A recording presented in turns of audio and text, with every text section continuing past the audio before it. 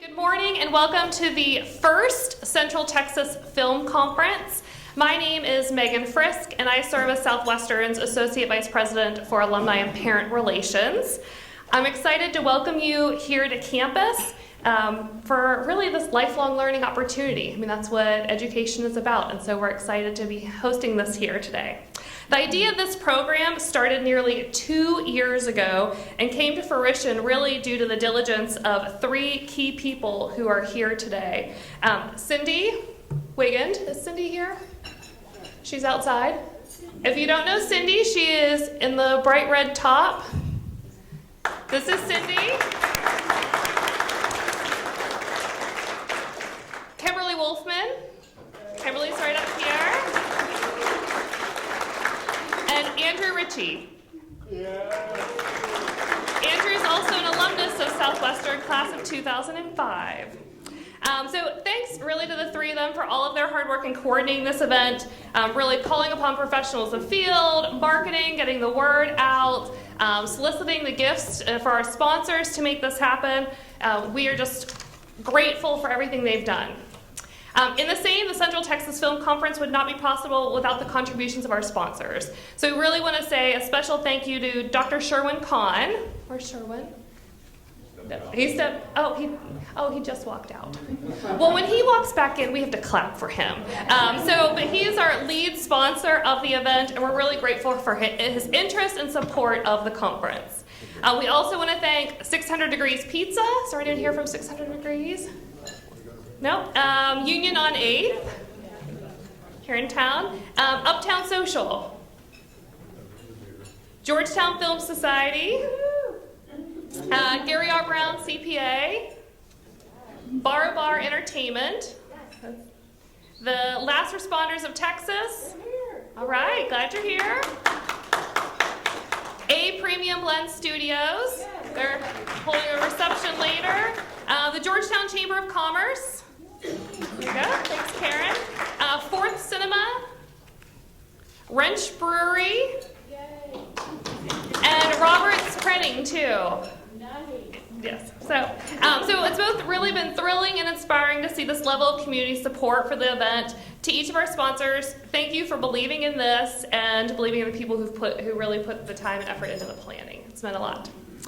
Southwestern is honored to serve as the host of the inaugural Central Texas Film Conference. Not only are alumni and current students attending as speakers, but there's several here as participants. So please stand if you're a member of the Southwestern community. Some folks here. All right.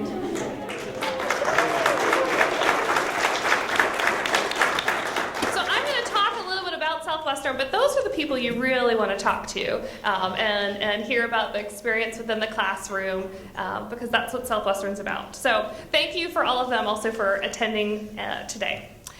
If you're new to Southwestern, really welcome to campus. I wish that the weather was a little better so you can see the beauty of the limestone buildings, but it is what happens within each of those buildings that makes Southwestern what it is. And so I want to share with you a little bit about Southwestern to make you more familiar of where you are today.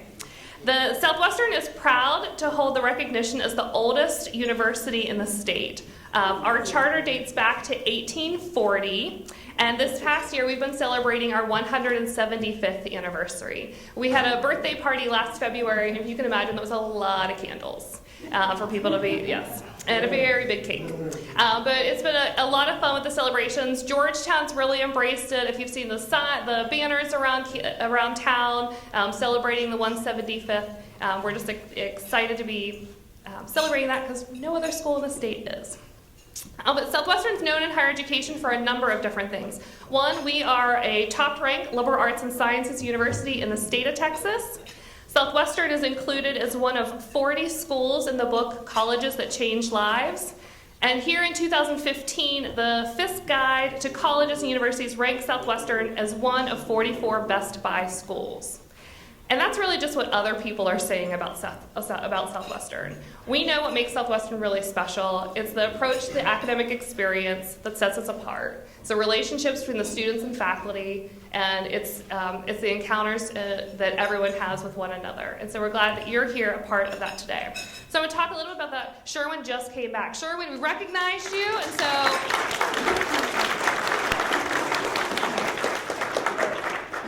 Show business, you have to make an entry. There we go. Well, we're appreciative of your support of this. Thank you.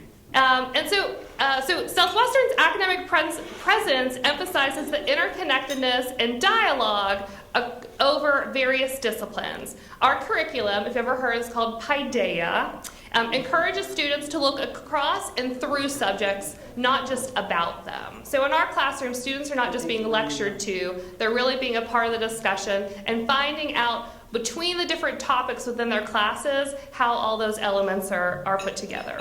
So through collaboration and participation in civic engagement activities, intercultural learning experiences, undergraduate research, which is a top priority here at Southwestern, students are rearranging the blocks to form new solutions to some of society's biggest questions.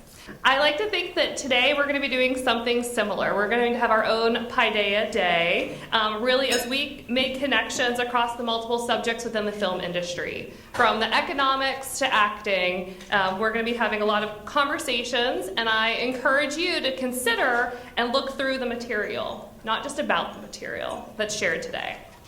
The programming is really meant to enhance your understanding of the film industry, and so in the presence of this room today, we have no idea, but there may be someone here who's going to change movies and television as we know it.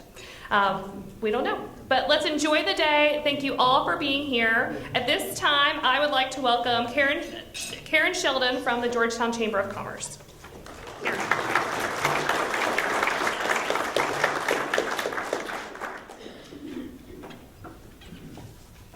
Well, good morning. So it is an honor to be part of this inaugural Central Texas Film Conference, and first of all, I want to ask a question. How many of you are from Georgetown? Okay. So it's early. How many of you are not from Georgetown? Okay, kind of a good split. I'm not sure if you're aware or not, but Georgetown is the second fastest growing city in the United States. Think about that for a moment. We have 11 new people moving here every day. Why? Well, I thought I'd put together a list to show you why.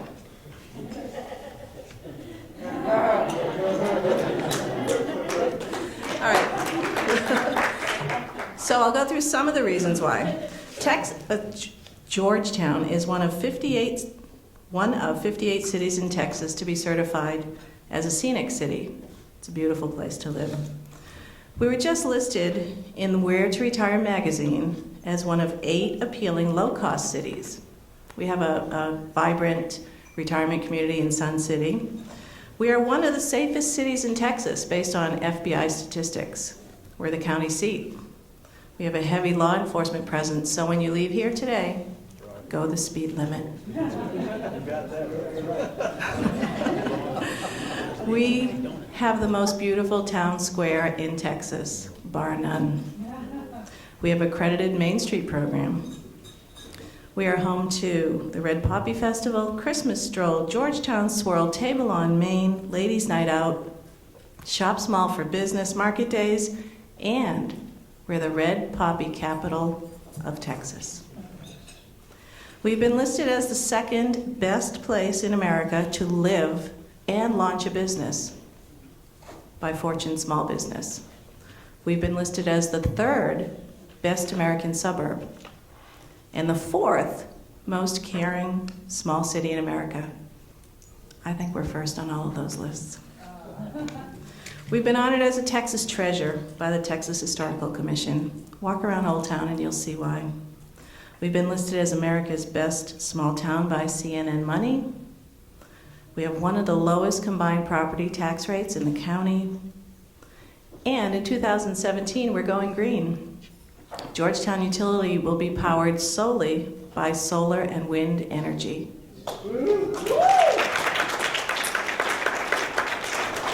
Georgetown is home to the Texas Life Sciences Collaboration Center. This is a cluster of young life science companies that are sharing resources in a collaborative environment. They're working on cures for cancer, so a cure for cancer could come out of Georgetown, Texas someday. Georgetown is home to Southwestern University, the oldest university in Texas. Southwestern's been named Best Buy in Education by U.S. News & World Report and ranked by Forbes in the top 100 of their American colleges list.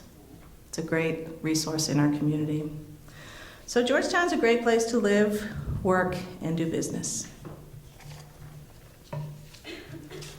So when I thought about today, I looked up some of the movies that have been filmed in Georgetown. Just some. Friday Night Lights, which actually was a TV series, not a movie. Lead Belly. Grindhouse, which I remember Grindhouse. It was filmed in the old jail, the old Williamson County Jail. Bernie. My Boyfriend's Back. Varsity Blues. Temple Grandin. Michael. And last but not, this is not the last one, but this last but not least on my list, Dazed and Confused.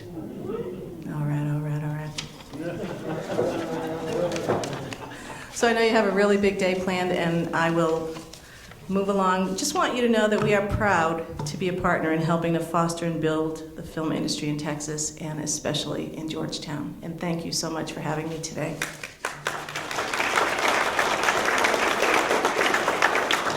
So it's my pleasure to introduce our next speaker, Kim Wolfmann.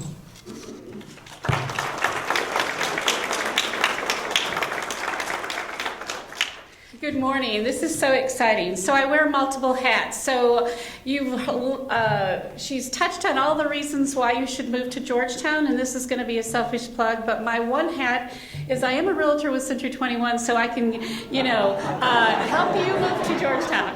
But, and I always tease and I say, I love what I do, but honestly, I do what I do so I can do these type of things, because filming and this industry is my passion. So it's a lot of fun. And people say, how do you do all the things you do? And I don't know, but when you love what you do, it's not work.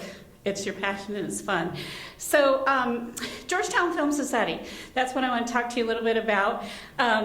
Started out as a concept of 2012, and our founder is not here yet, but he will be, so I'm going to hold off on the introduction for that. But Jim Fain is the founder of Georgetown Film Society, and I'm the vice president. And we worked really hard to foster film in the community. As you can see, it's already been a great platform to have films be filmed in, but we've done documentaries. We've actually showed documentaries, I should say. Alvaro Rodriguez, we had a showing with shorts, and so that was at City Lights. And it's really, as you can see, Georgetown community embraces what we do. And City Lights jumped on board. We have a Film Society room there, and they have allowed us to do major film showings and screenings there. Most recently, Spirit Riders, which we have the director and casting and producer that you're going to hear more from today, which is exciting. Still Breathing, American's Parking Lot, and more things to come. So it is in the what I call the birthing stages. We're still learning, growing, and expanding. And one of our visions was to participate and help with this. So that's our why and how to, is we want to jump in and bring more of the film industry to the community. To touch on Southwestern, I want to say one thing that's really exciting. You'll notice today that what we put together was by design, in that when people think of film, you think of in front of the camera or behind the camera. But a liberal arts education is a broad stroke. And in film, there has to be the finance person, there has to be the technical people, there's the medical people. So literally, it can touch every aspect of the industry. And so really proud of that and excited about that as well. I do want to know if you are, I heard somebody drove from San Antonio. If you're from San Antonio and drove in this rain this morning, wave, okay. Do we have anybody that came from out of state? Anyone? All right, awesome, wonderful. the nice thing is not only do we have our panelists and our 17 speakers today, but we have people in the room who are sitting there to learn from the other professionals. So if you are an actor, film actor, stand up, please. Anybody that's an actor, awesome, fabulous. If you are set design, please stand up. Lighting, costume, makeup, fabulous. Casting. Do casting. Wonderful. Photographer. Wonderful. Production. Editor. Sound. Production assistant. Special effects. If I didn't name what you do, stand up. You know what's interesting, and this is really by design, what's really fun is many of us in this industry have to do what? Wear multiple hats, okay? Particularly in the indie industry. So be encouraged. I want to particularly welcome our students because you are the future of the film industry. And we hope that you are having a close enough relationship to please feel open to ask those questions. We depend on you. We're excited about what you can bring to the film industry and all the major things that are changing with that. So with that note, I just again want to thank you, welcome you. We are going to be moving later this afternoon with a party where the Film Society resides on the square. And if you have any questions of Georgetown, I've lived here over 20 years and I'm in love with my city. I'm in love with Southwestern, the Chamber, and all of those people. And again, Dr. Khan, thank you so much for your contribution. You're awesome. Thank you.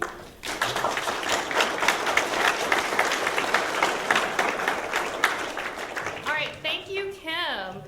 So to get us started, we welcome our first group of panelists to the front of the room. They're on their way. And we're grateful for their participation and for our moderator, Jim Swift, who'll be joining us.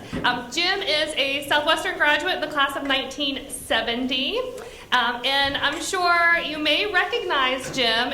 He's a former KXAN reporter, serving on the air for 36 years, I think it was. Yep. Over the years, Jim interviewed hundreds of people through his On the Porch series, and we're excited to see him again in the seat to ask questions and share stories. So this panel is sponsored by Dr. Sherwin Kahn and Gary R. Brown, CPA.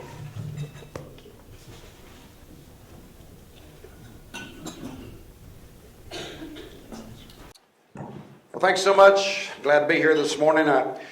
Every time I come to this country up here, I can't help but think about my great uncle, Jebediah Calvin Swift, who hails from just down the road here, between here and Taylor. Lived on an old farm off of 29 in that bottomland along the San Gabriel River. He was self-sufficient, had a garden, had his own animals, never went to town, never had to. But at one point, everybody in the family kept telling him, Jebediah, you need to go on down the other side of Georgetown. They are putting in an amazing highway down there, interstate highway. You just won't be able to believe that thing. And he laughed. But he was curious. And so when everybody turned their back, he called up his dog and hitched up his horse to his wagon, and off they went.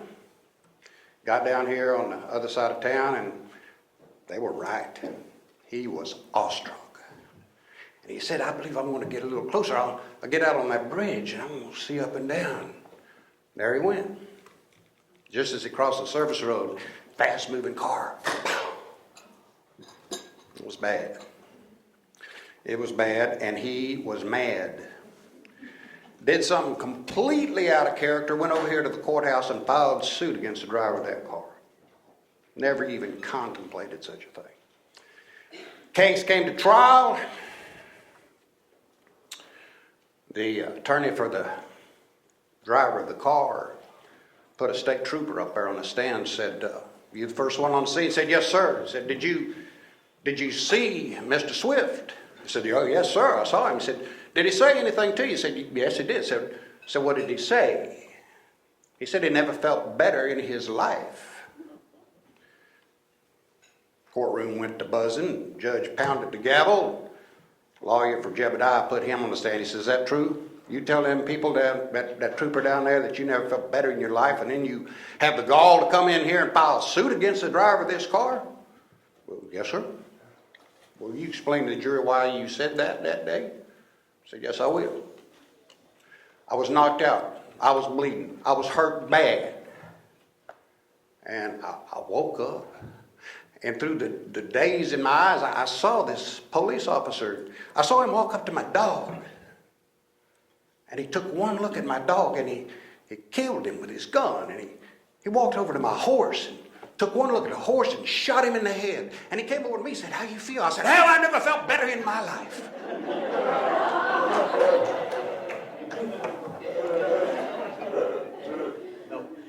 It's a big lie. But it's my way of saying I hope you feel good today. And if you don't, I think you will by the end of the day.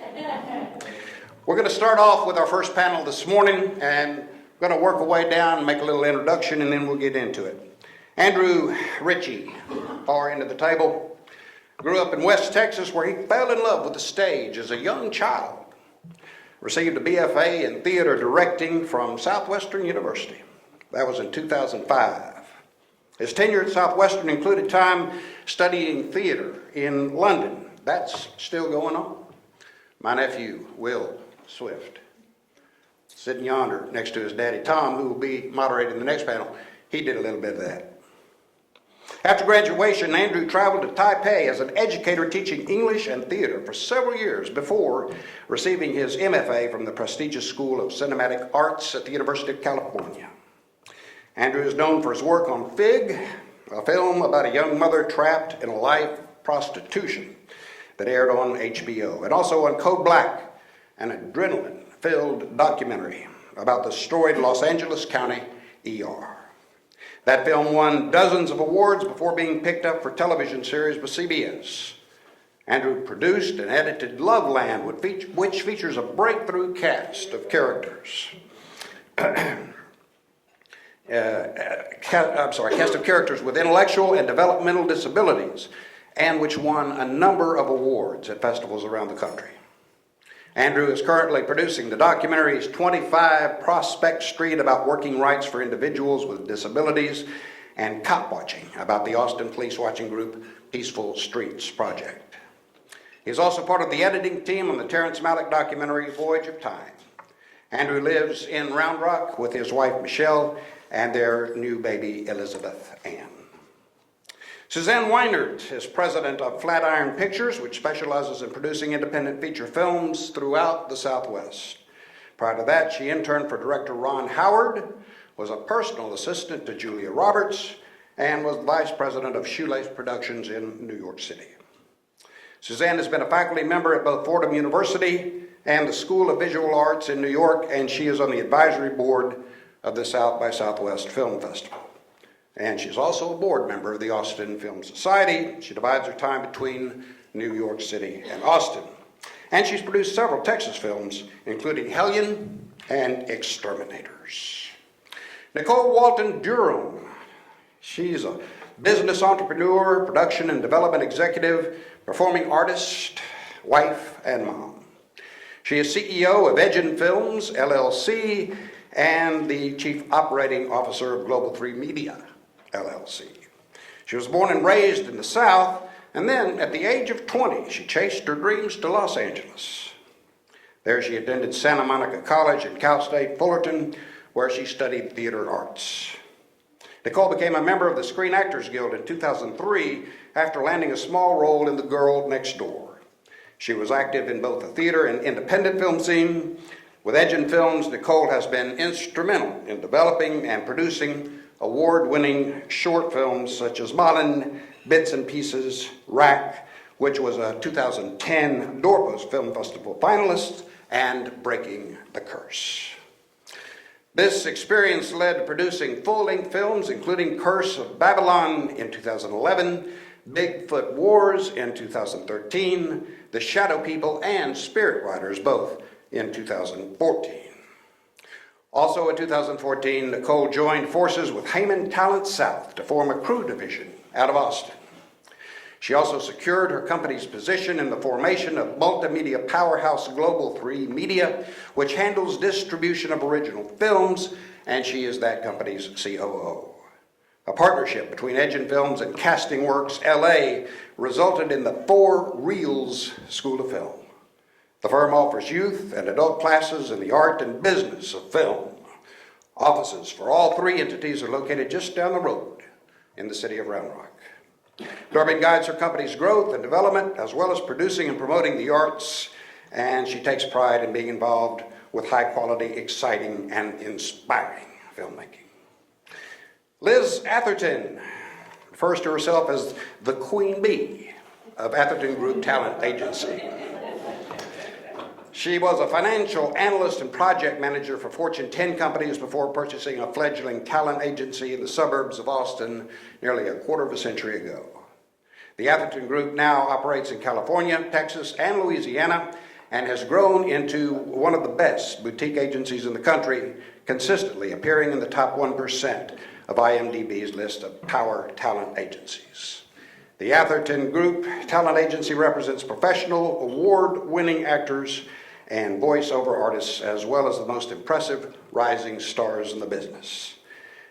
The Atherton Group actors can be seen and or heard in many of the major TV, film, and voiceover projects currently on a screen near you. One of Atherton's fortes is that she discovers and develops burgeoning talent, including Ryan Lee, Dora Madison Burge, Nick Krause, and the latest, Violet Bean. Ryan Lee, by the way, whom Atherton discovered when he was 9 years old, was chosen over thousands of actors to star in Super 8, the film by J.J. Abrams, and Steven Spielberg. Ryan now acts alongside a group of A-list actors in numerous films, including Goosebumps, which is in theaters right now. And Andrew Logan, head of production at Austin-based production company Arts and Labor. He began his career in Los Angeles, where he worked on the Emmy Award-winning TV show Dexter, the Academy Award-nominated I'm Not There, and the summer blockbuster Rise of the Planet of the Apes. Recent productions include 6 Years, directed by Hannah Fidel, and The Jones Family Will Make a Way, Alan Berg's documentary about the gospel band, the Jones Family Singers. Both films premiered at South by Southwest in 2015. Andrew is executive producer on Rick Alverson's, entertainment, which premiered at the 2015 Sundance Film Festival. His first music video for a Renda Fink song, Holy Holy, directed by Michael Tully, premiered on NPR in January of 2015. Andrew co-produced 2 2014 Sundance Film Festival premieres, Kat Candler's Hellion, starring Aaron Paul and Juliette Lewis, and Todd Roal's Rat Pack Rat, which won the Special Jury Prize for Unique Vision. He also produced Until We Could, a short film directed by David Lowry and Yen Tan, which screened at Outfest Film Festival and the Cannes Court Métrage in 2014. Bunch of talent sitting in front of you. Let's welcome them.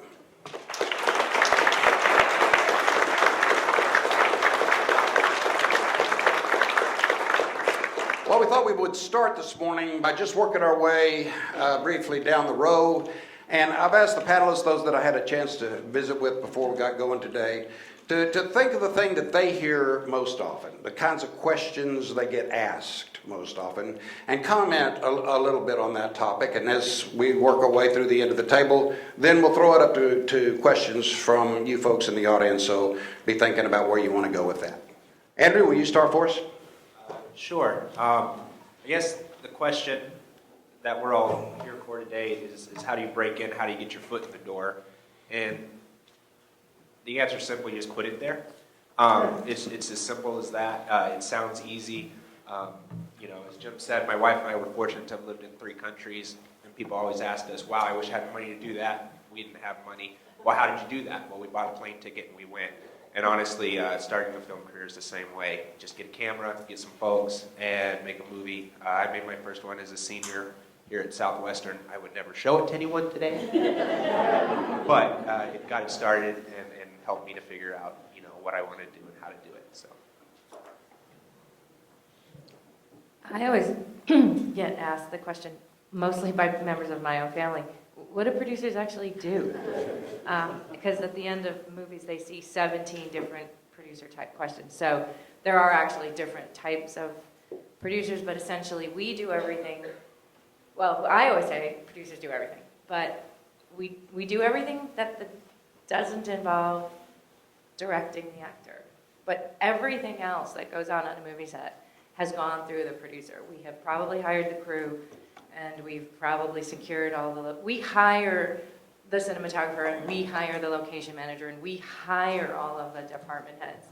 But everything ultimately filters through us. So if something isn't going right, it's the producer who gets the call at 4 o'clock in the morning.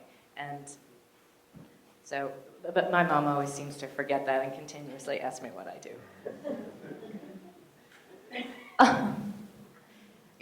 To go on to, those are probably the two questions that we hear the most. What does a producer do? Well, we get blamed for everything that absolutely goes wrong and none of the credit when it absolutely goes great. That's us in a nutshell. But Suzanne's right. We just handle all of the operational management of people. I go from having 3 children at home to anywhere from 30 to 50 on a set that I'm responsible for 3 weeks at a time. So as for the how, that is a question. How do you fill in the rest of the sentence? You know, it's different. How do you get financing? How do you make a movie? How do you sell a movie? How do you write a script? How? How do you do this? I have no idea. A lot of coffee, followed by a lot of wine, very little sleep, and sheer-headed stubbornness. This is, anybody who's in this business knows this is a marathon, not a sprint, and you just simply tough it out through times that are fabulously busy and wonderful and times where you think, what the hell was I thinking when I chose this as a career in life? I'm never going to do this ever again, and you just power through and wake up the next day and start all over.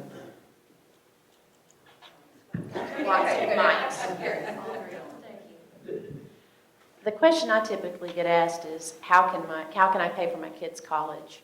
And since most of you probably don't have a baby that you're trying to put in the business, and if you are, please don't, I'll try to bring it up. If you want to be an actor in a film, you really need to be good at what you do, and you need to train. If you're going to ask a producer to pay for you to be in that film, you can't just be pretty. You got to be able to serve a line. You got to be able to be in character. And you got to work at it. I often talk with parents, and I'm assuming some of you have children you want to put in the business, and even you adults as well. If you were going to be in a soccer team when you're going through school, you are on, you're getting trained, you've got a coach, your parents are paying $200 to $500 a month for you to do all of that, and then you get to go try out to be on the soccer team. To be in a movie, you're asking somebody to pay for you to represent their art. And in order to be able to do that, you have to be good at what you do. And yes, are there the occasional persons that are found at a soda fountain somewhere? Are there even any soda fountain bars anywhere? Anyway, that does exist, of course, but in general, you have to get good at what you're doing. You have to train at what you're doing, and you have to treat it like a business. The acting is a business. And that's it. That's my big question. I typically get asked, because the movies that I tend to produce are in the low budget to ultra low budget range. How do you make these movies for so low?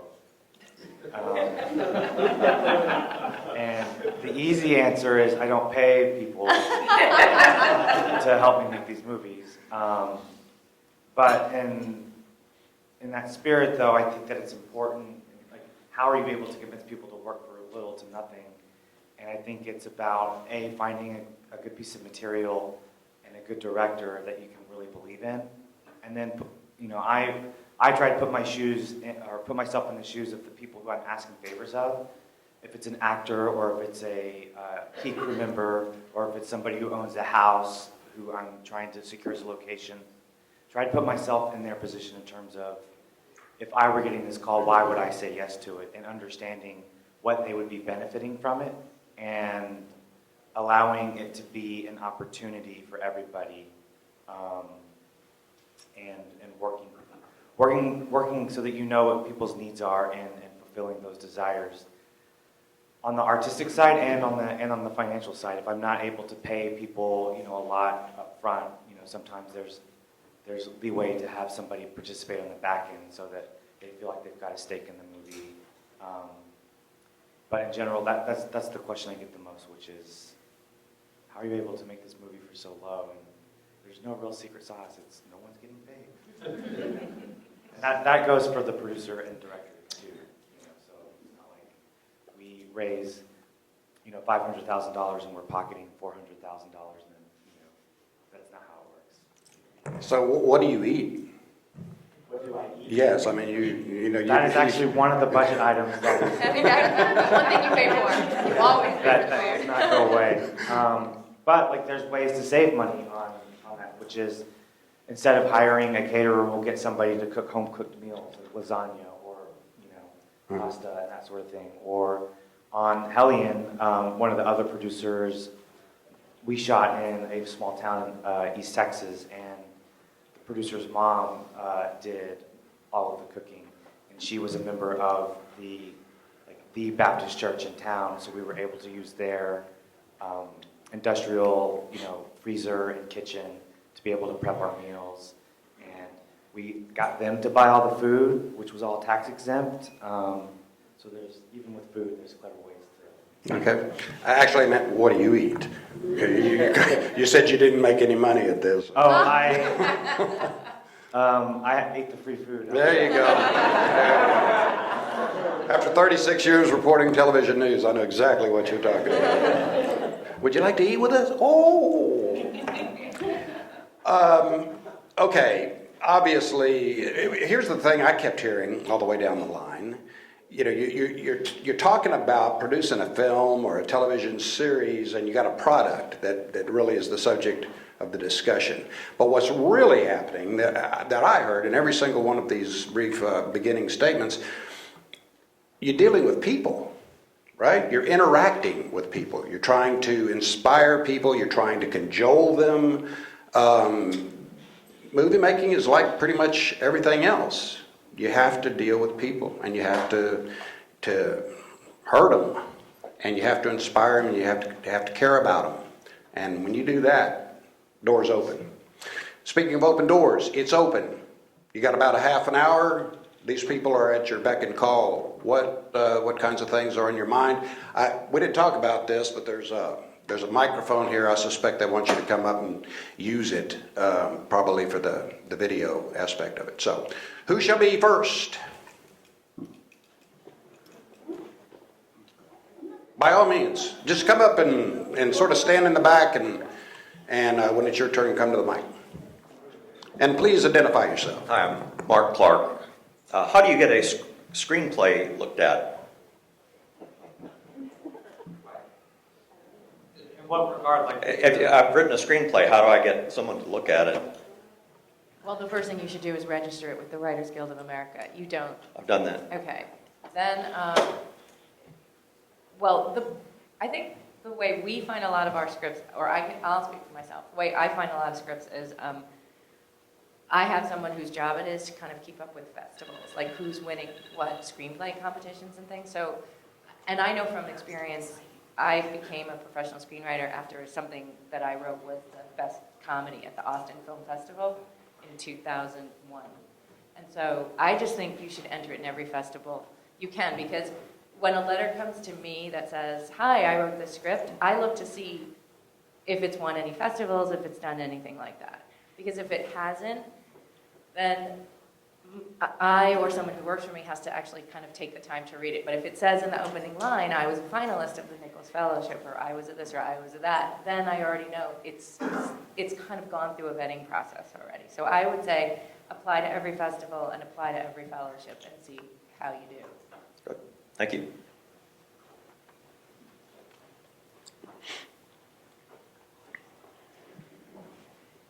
My name is Gary Ganaway, and this is for Nicole. If you, as a distributor, if you pick up a picture, a couple of questions. I hear conflicting things on whether the filmmaker, I've heard that the distributor, once the distributor picks it up, then the distributor will handle publicity, etc., marketing. But then I've also heard that, no, the filmmaker has to be the cheerleader. And the filmmaker has to be responsible for gathering that audience and doing, that's one question. The second question is what kind of, if you pick up a film for distribution, what are the various ways that the producer is rewarded, paid out by the distributor, either royalties or minimum, what is it called, minimum guarantee, yeah, whatever it's called. Yeah. So if you could answer those two questions, I'd appreciate it. Of course. I'll start by saying that I'm a producer first. I've produced a lot more films than I've sold. But about a year ago, my partners and I decided to open a distribution arm of our company and our businesses for that very reason, because I had all the same questions you did.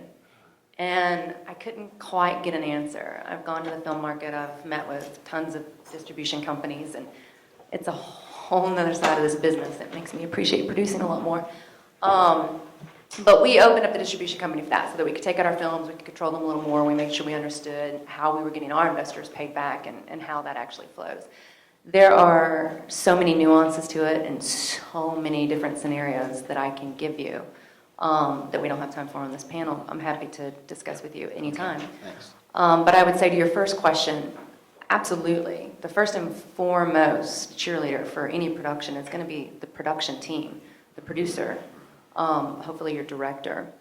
And it needs to start from the beginning, from conceptualization and conceptualization. I cannot speak this morning. Conceptualization in the development, in the packaging process. Your marketing and promotion of your film starts then, especially as indie filmmakers. I can't speak for anybody else. I've never had one of my pictures picked up by a major distributor or a major studio. However, I've had them all released digitally and through big box retailers and so forth. So you can make money on these low budget indie films. But absolutely, you as the producer, if you can in your budget, I would strongly advise, I know we've started from my first film versus the ones we make now, incorporating at least a small amount of P&A in our own budget so that we can promote and start to build our base.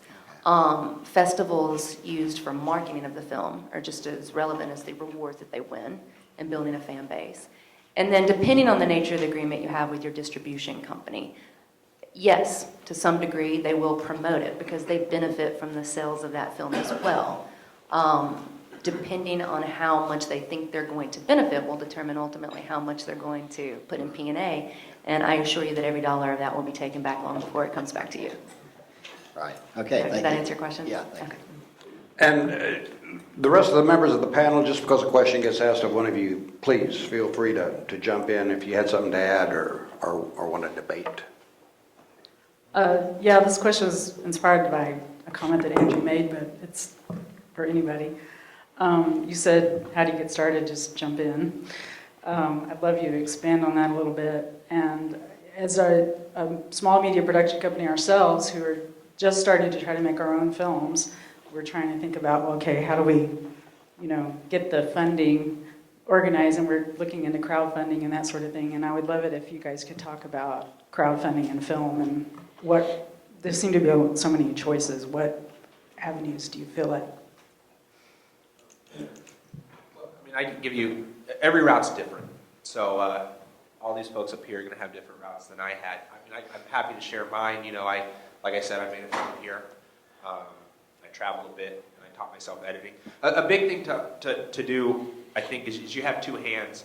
You have to eat, as we discussed over here. If you have a family, you have to feed them. So you, in one hand, you need to make money, and you need to continue to do that. So if you build a set like editing or cinematography or something like that you can contribute to other folks, then you're working in that industry and meeting other people. Along the other line, you're keeping all of your other projects going. So, the way I personally broke in is I went to Los Angeles, I went to school, and I interned. I interned for Morgan Freeman for free. I interned, at Anonymous Content for free, and I worked for free for a year and a half. and a bit, you want to do that for a bit, but eventually you also need to stop and get paid because you need to eat. So, you just get out there and do that. Well, at the same time, especially if you want to produce, if you want to direct, you need to generate your own content. So you always need to, while you're over there meeting folks and doing things, continue to do that. And then I had a unique thing where I moved back from Austin, from Los Angeles. I thought, great and easy transition. Well, plugging into a whole new market and a whole new place was kind of difficult for me. And I met a lot of the folks up here. I just took a skill set that I had being a post supervisor and producer in LA, and I started DITing. I think I DIT'd for both of these ladies here. And that was, and it was a very, entry-level position, even though I had a film on HBO, I had a film in national theaters at the time that I had produced on. I did that, decided to build a base and meet folks here in Austin to start building a team and meeting people and finding crew members for myself. So even after coming back, I tried to put myself in one of those smaller positions. You just have to be humble and be able to work for free, gather coffee, copy, and do all that. You just do it. It's really that simple. Find a way, if you see someone making a film, no matter how big or small, that's all. I'm rambling, so someone else.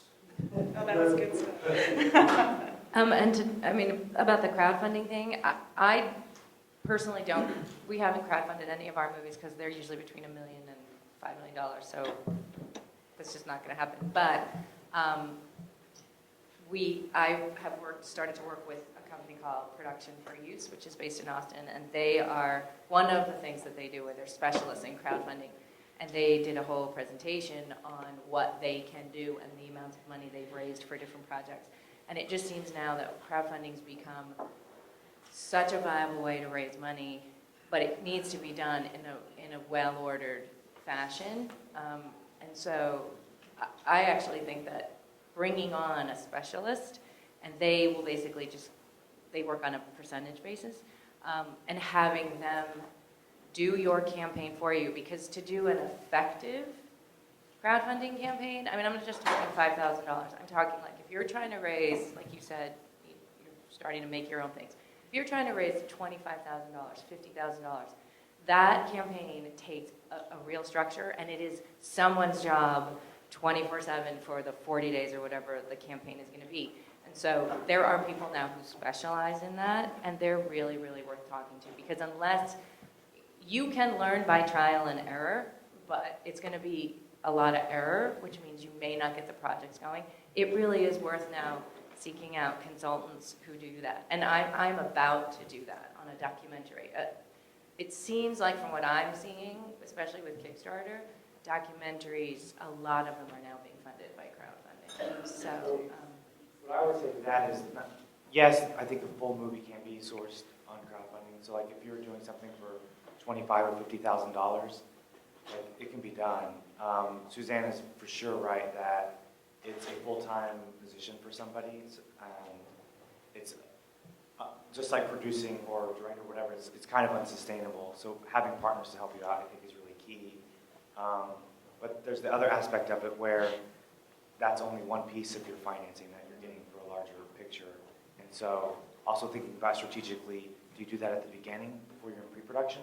Or do you raise enough private equity to get through production and then do a crowdfunding thing to get you through post-production?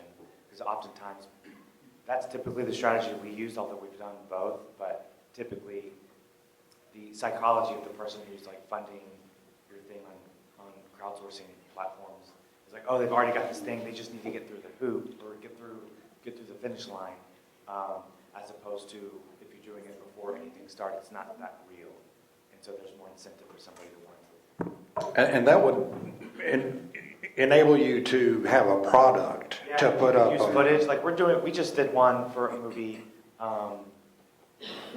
and we shot all of principal photography. We're in post-production, and long story short, we needed like 3 or 4 days in LA to shoot some very high-end science fiction-esque type footage. And so we did a whole crowdfunding campaign to get the money for that, and it was successful. And we used the footage from principal photography, and we, like, when we had like our talent in town, like some named talent, we had them record videos while they were in town because we knew we were going to do a Kickstarter campaign. So kind of leveraging those things too. You did Kickstarter? Does everybody use Kickstarter? No, I've used Kickstarter and Indiegogo. I think both are great for different reasons. You should definitely explore them because I think it's each one has its pros and cons for specific projects. You said Kickstarter, you mentioned the name of another one But there are others as well, and some of them take money from you or a percentage, and others have different ways of doing it, so, yeah. Also, I know that one of them is about to do, where it's, instead of crowdsourcing, I know that they're talking about now where instead of people just giving money and not expecting anything back, that they would actually have an equity stake in the movie, which I think is going to change things. Yeah, I think the middle microphone is, I don't know if it's working, is it not? If not, let's abandon it and pass the other one up and down. Yes, sir. Hey, my name is Alphonse Tubulus. Much of what I do is independent animation, and I wanted to ask again, what's some advice for getting your foot in the door?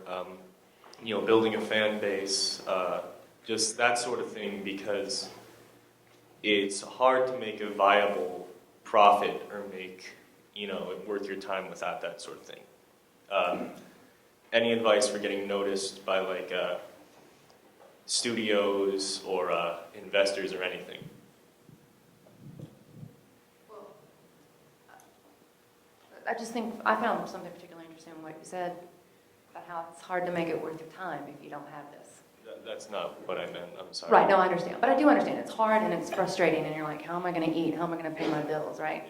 And again, I think the moral of the story is, we've all had varying levels of success on this panel.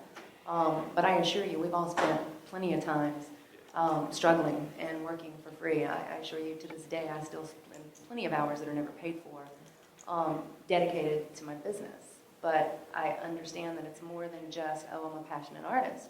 I'm a business person, so I learn my business. You network. You go out. You give your work away for free.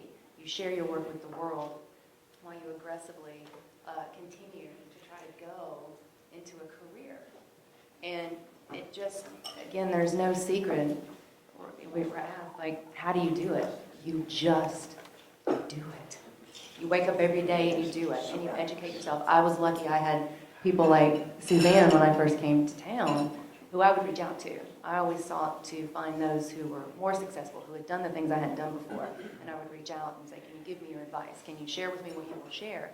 And you can find people like that who will give you the advice. I remember many hours of coffee and conversation, but the advice she gave me was simply that. It was up to me what I did with it, and it's up to you.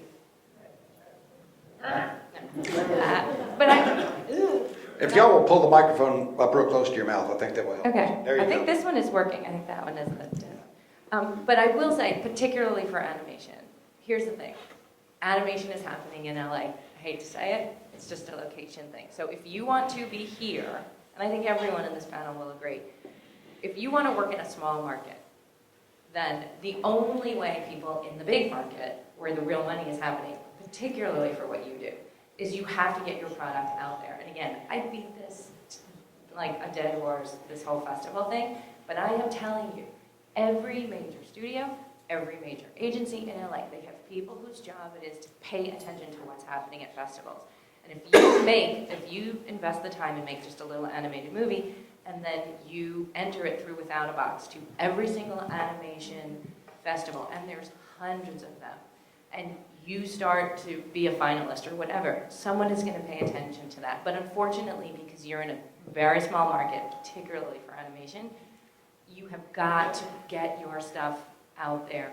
And the people who are going to hire you, where you can have a real living, a sustainable living, are on the West Coast or on the East Coast.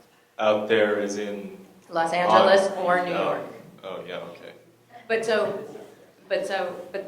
it's out there, right? go to film festivals or just? Not go, but enter your stuff in every single Yeah. competition. There's an actual website called withoutabox.com, and all you have to do is take your finished product and upload it, and it's free to upload it, and you fill out the form, and then literally they send you an email every time there's an animation festival, and you just click a button, and it will qualify your film, and if you want to pay the fee, you hit another button, and off it goes. That's Without a Box, right? Withoutabox.com. All right, thank you. What kind of animation do you do? Is it 2D? Two-dimensional, frame-by-frame animation. And what, is it After Effects or? Flash. Flash. I think what's interesting about your scenario, and I would say this to any aspiring screenwriters as well, is like kind of the beauty of what you're doing only requires your time and energy. One of the major difficulties of doing a movie is that you can't do it alone. You have to have a million different resources, a million different people to help you out. You also have a skill set that, unlike screenwriting, is an employable skill. So you can earn a living doing animation for production companies that specialize in commercials. And then you can pay your rent, pay your bills that way, and then at night be working on your passion projects. I think the suggestion of like making a short film to enter into film festivals is great. I would also encourage you to think about making short, episodic type content to then, start your own YouTube channel and then try to build your own audience with your brand of animation. And, because if you're generating content for yourself and teaching for yourself, like you can leverage that in the future. You said get it out there to the East Coast, West Coast, and No, I'm saying not necessarily. I'm saying that if you apply to all the festivals, Yeah, the large animation houses that employ 40, 50 people, Blue Sky on the East Coast, I mean, just every studio on the West Coast has an animation division. The people who will employ you to pay you to do what you do full time are on those coasts, and there is someone whose job it is at all of those places to be looking for people like you that they can bring to come and work for them. So, and where they go to find those things, the YouTube thing is a great idea too, but there are festivals that are incredibly well respected, and if you get your pieces into those things, I was on faculty at the School of Visual Arts, which is an undergraduate school in New York, and they have an animation program, and they would come every year from all the big studios in LA and sit there and offer these 21-year-olds $100,000 jobs on graduation day, just because they knew they'd gone through the program and had made these little shorts. They would literally show up on graduation and be like, "Hi, I want a job," because they're really looking for them. So you just have to put your work out there and let people see it. All right, thank you. Okay, we're running short of time here. Let's wrap it up with one other thing that, from my perspective, I wonder about. Years and years and years ago, I was pretty young at KXAN, and I got a call from a boy named Richard Linklater, and he said, "Hey, I'm making a movie. It's going to be called Slackers, and gosh, could you do a story on it?" And there was a place called Mad Dog and Beans, and it was over there on 24th Street. Just off of Guadalupe, and we went over there, and he had a poster stuck up on a telephone pole about his movie. So I took a long shot of him walking down the sidewalk toward Mad Dog and Beans, and the poster was in the foreground. And we sat there and did an interview, and he had video to share with me, and I was able to do a story about it, and I'd never even heard of the guy. So I guess my question is, regarding publicity, have any of you spent time working on that and trying to drum up attention in newspaper and television? Well, I think it goes back to what Nicole was saying earlier about distribution. If most distribution companies will have a P&A, publicity and advertising budget. But I can say right now, I'm doing a distribution deal, and they are asking me how many Facebook friends or followers the Facebook page has, and how many Twitter followers the movie has, and how many, expecting that we will have done all of that, which we have. So publicity, a post Slacker was 30 years ago. So I'm sure Richard was literally out there putting them up on telephone poles. But the industry has changed a little bit, and at every level, distributors are expecting you to come to them with a built-in fan base already. Yeah, I'm showing my age on that.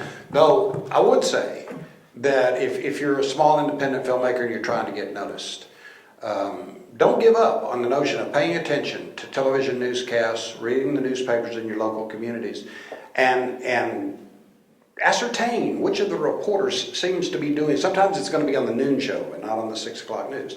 But look around and see which ones of them are doing these kinds of stories and approach them. Never going to hurt. And you may wind up with some time on a television newscast, which It's not social media, but they have social media. They are doing their own social media. So you get a spot on a television newscast, it's going to go out on that website and on that Facebook page as well. And that certainly can't hurt your cause. Well, thank you guys very much. Really appreciate it. All right, I hope you all enjoyed the break. We're grateful for our sponsors to help provide the funding for our snack break. Next up, we're welcoming our second group of panelists here for a panel titled Breaking In. The panel is going to be moderated by Tom Swift, a Southwestern graduate. Yes. We love the Swift family. We have 3 members. Tom's son is also here. Where's William? Right there, yes. All right, there we go. So Tom is a graduate of Southwestern class of 1973. He's an actor, producer, and voice talent, director too, I believe. Last year, I got to work with Tom on a special project for Southwestern where he was the voice of our Root College's video as we celebrate our 175th anniversary, which was really special and now something that we will always have here for Southwestern. So we're honored for these panelists' participation today. And this panel is brought to us today by Dr. Sherwin Kahn and Union on 8th. Thank you.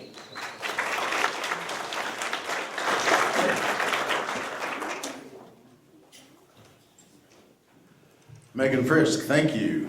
What an honor to be invited to participate in this event. I want to thank Dr. Sherwin Kahn. Where are you? Sure, there you are, hiding behind the photographer momentarily. And the other organizers of this event. I just think it's absolutely cool, and thank each and every one of you for being here. I'm setting my phone to help me keep up with the time. It sounds maybe a little further away. Jim's story about the bogus grandfather who lived down the road. No grandfather Swift ever made it west of Tennessee, but let's not confuse a good story with facts. But it reminded me of one of my favorite stories, the farmer from Vermont in a conversation, who knows how, with a rancher from Texas. Rancher starts bragging about how big his place is, and he says, yeah, I can get up in the morning, get in my pick-em-up truck and drive all day, never get off my property. New England farmer says, yeah, had a truck like that myself once. Apropos of absolutely nothing. Let's begin today. Breaking in is quite that's a really loaded phrase. I have been acting my entire life. Well, I'm 64 and I started when I was 7, thanks to my brother Jim. In a backyard on University Boulevard in University Park, Dallas, Texas, in 1958, in a backyard with the Boys Across the Alley production of The Boy Who Cried Wolf.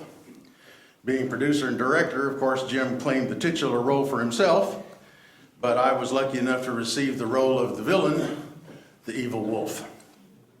And I attacked that white-painted 2x4 sawhorse with vim, vigor, and vitality. Killed it dead. So I've been acting for, let's do the math, 57 years? Something like that? Professionally for 35.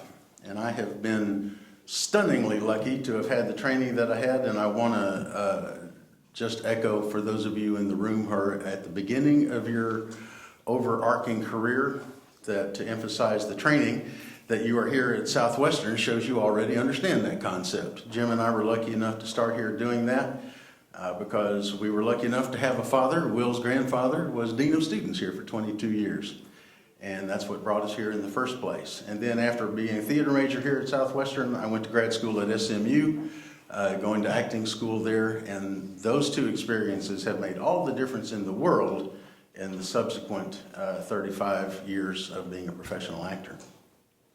So training is everything.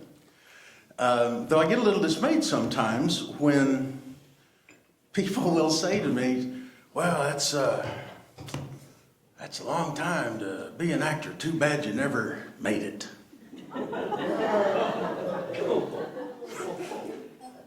Too bad you never got your big break. Well, let me just say, not only have I had the opportunity to work with some of the most amazing people in the world, some of the most talented people in the world, but also some of the most gracious people in the world. Hector Elizondo, Elizabeth Franz, Ronnie Claire Edwards, those were in New England and New York. The great Mel Dacus of Fort Worth, Casa Manana Theater. I was in Fiddler on the Roof with him at Dallas Repertory Theater. Plus all the work I've gotten to do here in Georgetown since moving home with our little baby girl from New York back in 1991. I thought I was leaving the business to come home to raise a family, and it turned out that I have done the best work I have ever done with the best people I have ever worked with since moving home to Georgetown. So I'm not really sure what breaking in means. I can say this, in the 35 years that I have been a professional actor, I have supported my acting habit with 23 so-called real-world rent-paying jobs. That liberal arts degree can come in a whole lot handier than you might think right at first. The ability to learn being the main function of a liberal arts education. But I have been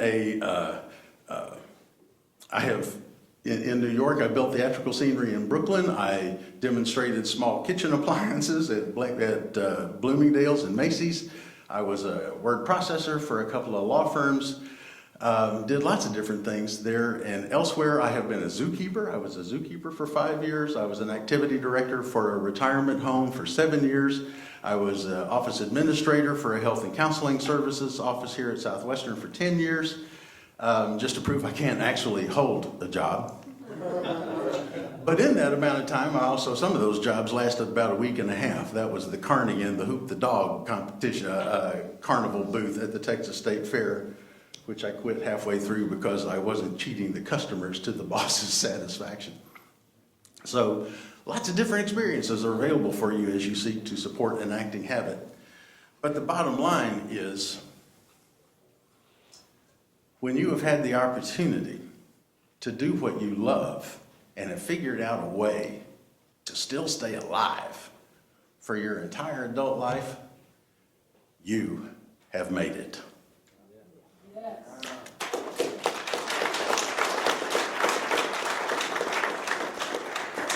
The other thing I would quickly say to you is the only thing I've ever broken into is my piggy bank.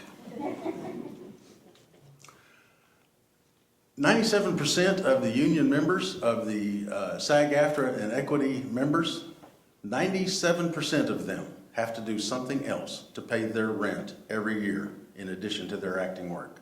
Only 3% of the professional union membership are able to support themselves solely with their acting work. That doesn't even begin to count the hundreds of thousands of people trying to get into the unions for the privilege of starving to death. You remember the old Gunsmoke series? Some of you are old enough to remember Gunsmoke, and you remember the weekly appearance of Sam the bartender, Miss Kitty's bartender in the Long Branch Saloon. 20 years he had that role. Once a week he was on it. You'd think, here's a guy making his living as an actor. That actor, for the entire 20 years that he played Sam the bartender on a daily episode of the longest running show in television every day, Monday through Friday, was the theater teacher at Van Nuys High School. There are just so many different ways to think of breaking in and making it. Today on our panel, diversity is the key here. Let me introduce, beginning on my far right, your far left, Carlton Caudle. Carlton is a locally based actor, born and raised in Austin. We got several Austin natives on the panel here. Do you know how rare that is? Do you know how few people there are in the world that were born and raised in Austin, Texas? He served in Iraq and Afghanistan in support of Operation Iraqi Freedom, retiring from the military after 21 years of service. And for that alone, I'd like to give him a round of applause.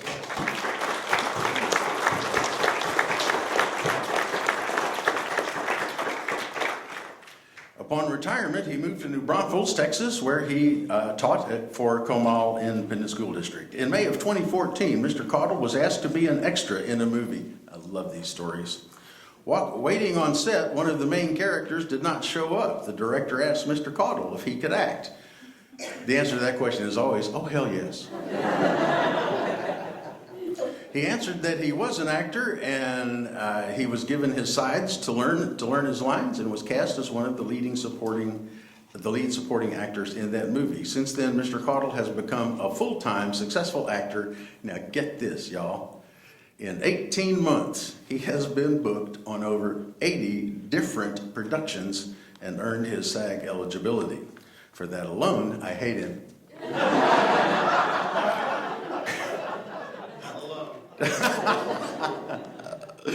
Carlton has worked with Oscar-winning actors and directors including Matthew McConaughey, Regina King, Timothy Hutton, Gary Ross, and John Ridley. He was hand-selected to be cast as Tommy Lee Jones' stand-in on a series of Japanese commercials. Currently, Carlton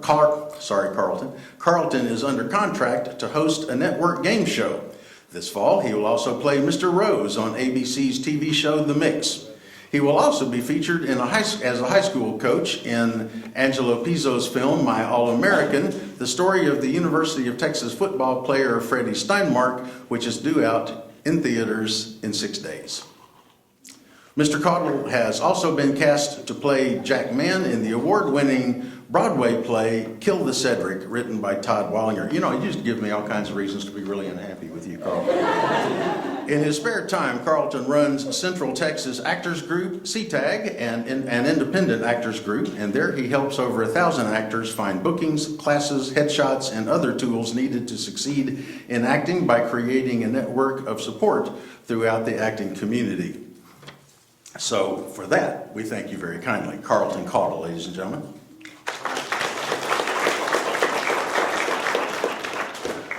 Let's see, Mark is next. Sitting next to Mark is sitting next to Carlton. Mark is beside himself, evidently. Sitting next to Carlton is Mark Connolly Wilson. Mark is an actor, filmmaker, editor, and award-winning magician, musician, and music composer. I don't know what you'd do if there weren't any M's in the alphabet. And he, has many years of experience creating and producing audio and video content for multimedia, radio, television, and film. As a performer, Mark has appeared in films, on television, multimedia presentations, and on the stage as an actor, magician, and a musician. Past credits include award-winning software titles and films, videos, radio spots, parody videos, and television shows, including the Emmy Award-winning series on PBS, Day Tripper, the web series, Once You Leave, and the award-winning feature film, Land of Leopold, which was cast by Karen Halliford and Ashley Halliford Casting Works. Kyle Graham was the sound mixer and recordist on this film. Mark currently teaches filmmaking in the Department of Radio, Television, and Film, and Music Composition and Desktop Music Production in the Department of Music Business and Performance at Austin Community College. In addition to his musical accomplishments, Mark has been performing magic since his childhood. He was the 2010-2012 president of the local Austin chapter of the International Brotherhood of Magicians. Since 2009, when he won the role of Merlin the Wise at Sherwood Forest Fair to entertain the thousands of attendees to the festival with his own unique style of magic, music, and comedy. He has been doing that since 2009. Mark Connolly Wilson, everybody.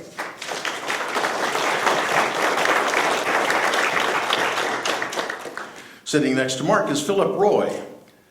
At his tender age, and only someone who's 64 with a Santa beard can say that about anybody, at his relatively young age, Philip Roy has shot 28 feature films, as well as many music videos and national commercials for companies like Ralph Lauren and Abercrombie.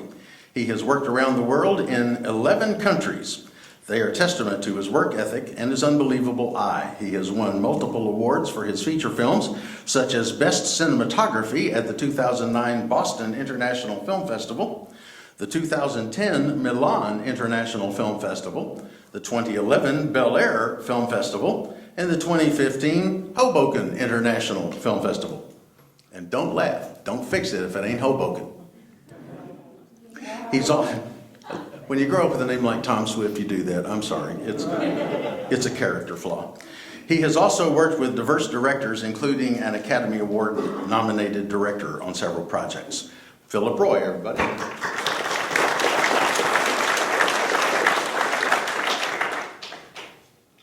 And next to Philip is Meredith Johns. Meredith Johns, another born and raised native of Austin. Any other born and raised natives of Austin? This is time to show some pride. Raise your hand if you were born and raised in Austin, Texas. You see how rare it is? Do you see? Meredith Johns, born and raised in Austin, Texas. She grew up in a family of artists ranging from ceramics and oil painting to woodworking and lamp work, bead making. Sculpting, painting, and constantly pursuing outlets for her creativity was a part of life for Meredith, so it's not surprising that she sought out an artistic career. She met business partner Carolyn O'Hara on set and abandoned her budding graphic design career to start Hogfly Productions, Incorporated. Her favorite part of her job as a makeup artist is the constant challenge that new projects present and the exciting results of hard work and great ingenuity. Though there are some things that even she, as a brilliant makeup artist, cannot do. She took one look at me and said, no. She was nominated for a 2010 Primetime Emmy Award for her makeup work on Temple Grandin. Some of Meredith's other credits include Stoker. She was the special effects makeup artist for Stoker. She was key special effects prosthetics makeup for Machete Kills. Line of Duty, she was the head of the makeup department for Line of Duty. She was also special effects makeup department head for the original Machete. And she was makeup for True Grit. And she was the prop fabricator for Friday the 13th, Part 12. I just love saying Friday the 13th, Part 12. I just think that's great. And also she did makeup for Teeth and a number of other, various, many commercial clients. Meredith Johns, ladies and gentlemen.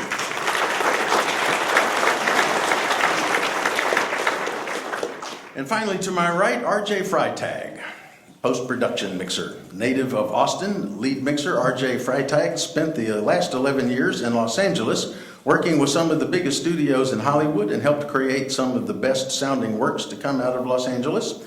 Studios and clients include Technicolor Hollywood, Lionsgate, Summit Entertainment, Sony Pictures, Marvel Entertainment, the Weinstein Brothers, Relativity Media, FX Network, and Disney. In other words, all the logos you see on every movie you ever go to. He has returned to Austin, bringing his talent and knowledge of the post-production industry with him to help keep Texas projects local and to give Texas and Texans an opportunity to create top quality work at home. R.J. Freitag, everybody.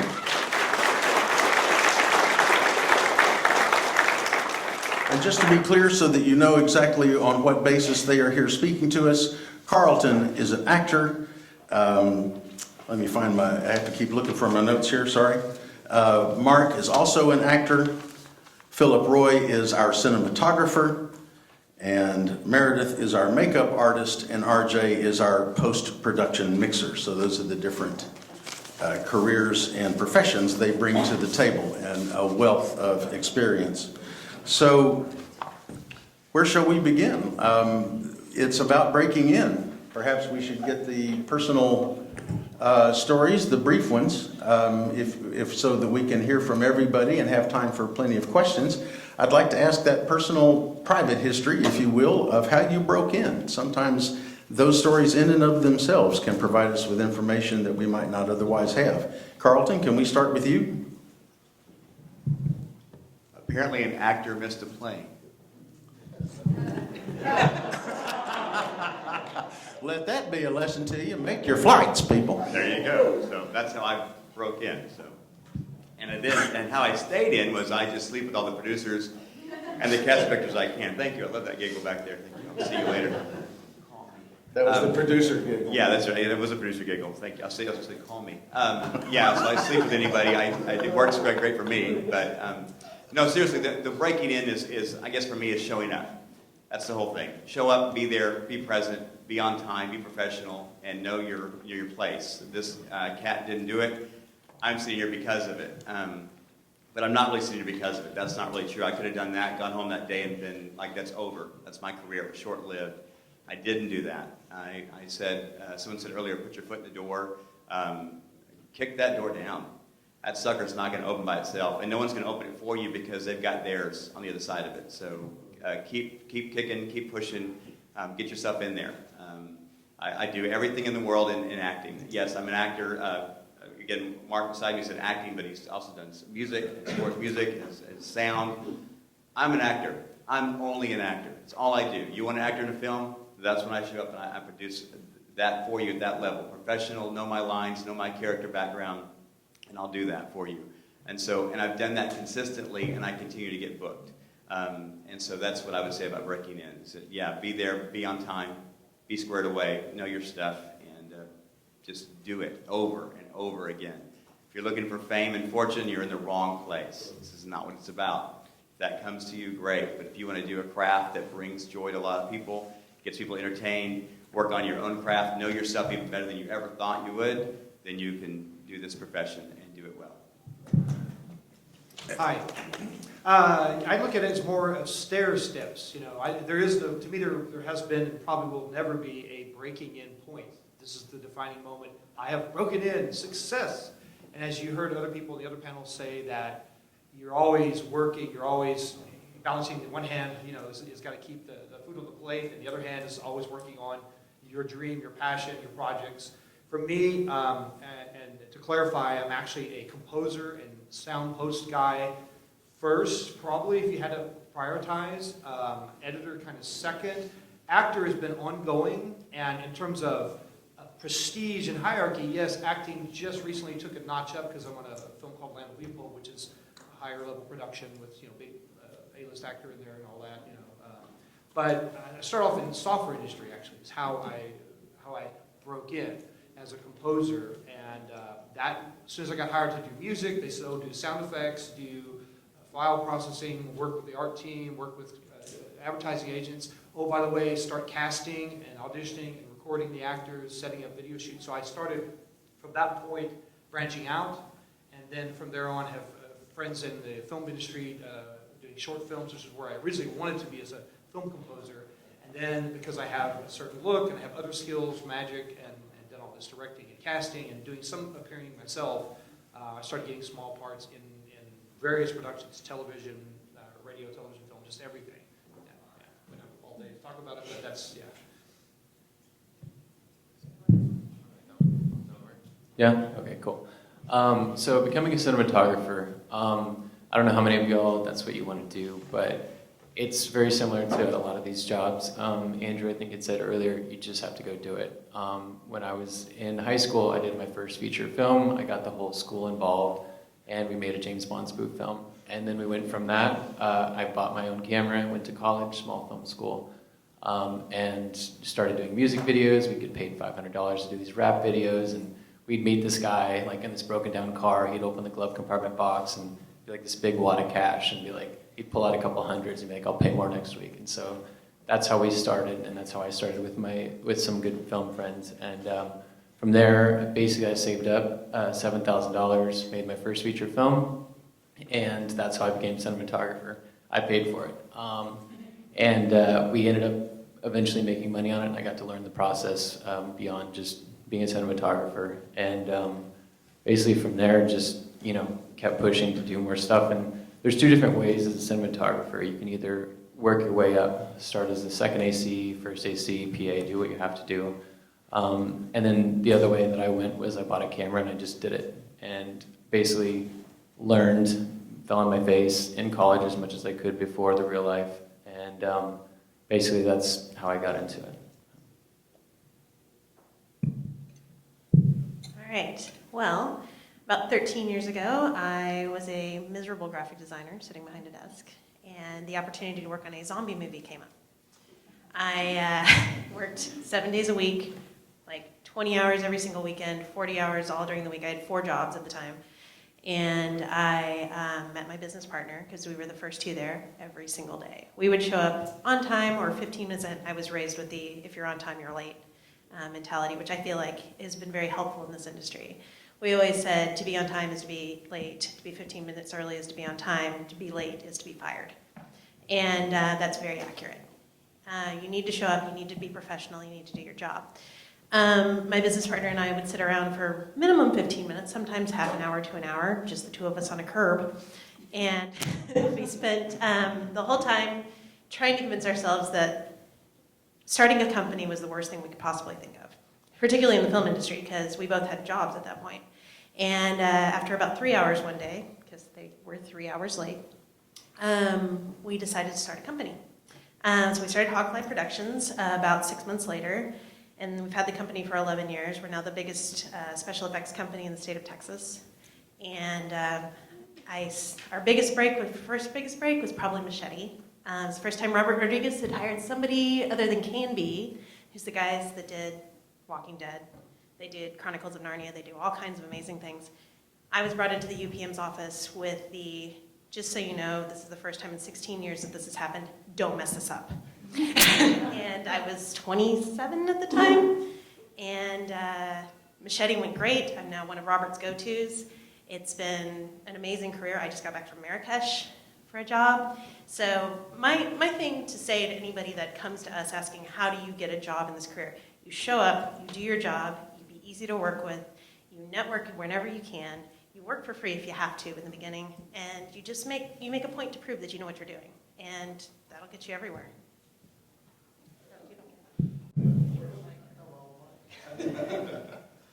Well, for me, about 13 years ago, I started off in the studio as an intern. Y'all hear me? There you go.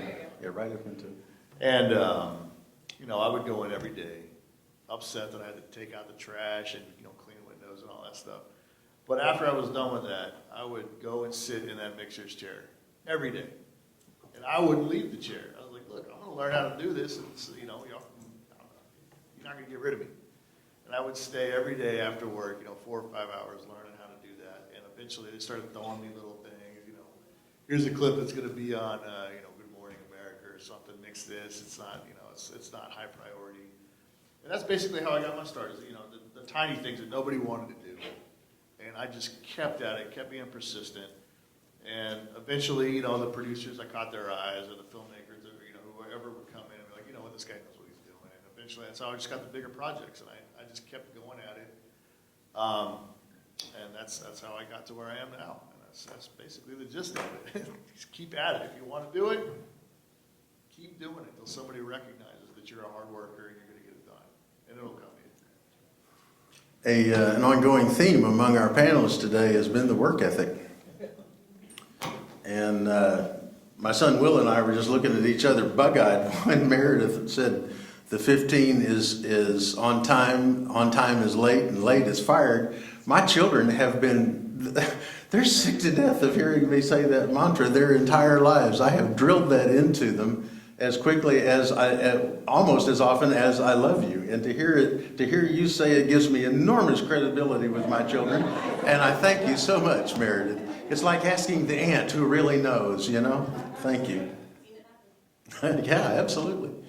Let's invite folks to the microphone for questions. Now's the time. As Jim said of his panelists, a world of information at your fingertips. Step to the microphone. Please introduce yourself and ask away. I'm Madison. You're going to have to get right into the mic, Maddie. There you go. Hello, I'm Madison. And this is about the makeup.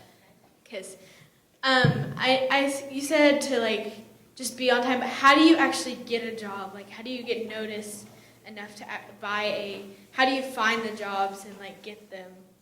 Sometimes it's luck of the draw. A lot of it is who you know, and that kind of goes universal in all the film world.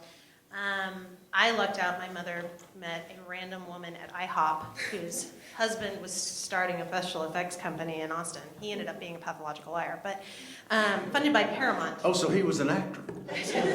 He was impressive as far as the lies were concerned. But I resemble that remark. But he got 14 of us together, and we all had different skill sets, and we all taught each other. And the thing as a makeup artist to do is to just keep learning.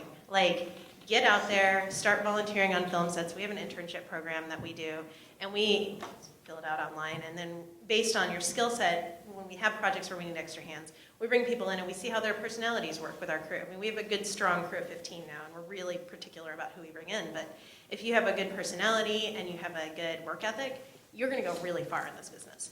And we can teach you skills. We can't teach you how to like have a creative eye. We can't teach you how to show up on time.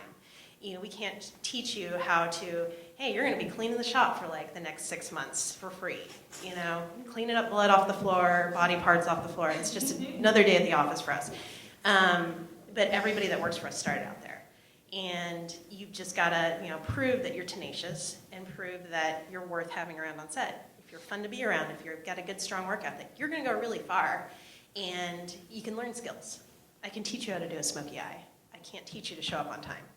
So that's what I would say, is just start volunteering on things. If you've got a friend doing a project, like someone like Philip early on in the career, they need a makeup artist, you go, hey, I know how to powder people. I know how to put on lipstick. Great. I don't know what a gaffer is, but I can do this. It's kind of what we did. We didn't know what a gaffer was. We didn't know what a best boy was. If you would have told me what a best boy was, I would have said it was your best friend. But now I obviously know. But early on, I just kind of pretended like I knew what those were and just went on with life. And so I would say just get out there and meet people. Get out there and do it like these people have been saying. Get out there, get your face out there, and prove that you are a hard worker and you know what you're doing. That's what I recommend. Thank you. Sign up for CTAG. Yes, and sign up for CTAG. CTAG. Yes. Hi, my name is Jason. I was wondering, in the film industry today, how important is having a formal education, like going to film school and something like that? Right into the As far as I'm concerned, I learned more just showing up to the studios and sitting in with mixers. I don't know. Yeah, that was where I learned a lot of my skill set as far as Pro Tools and that, you know, the technical side of things in school. That was great. But as far as how to do the job, that was all about showing up and learning from other people. It's the experience that counts. I have a degree in graphic design and a minor in Japanese.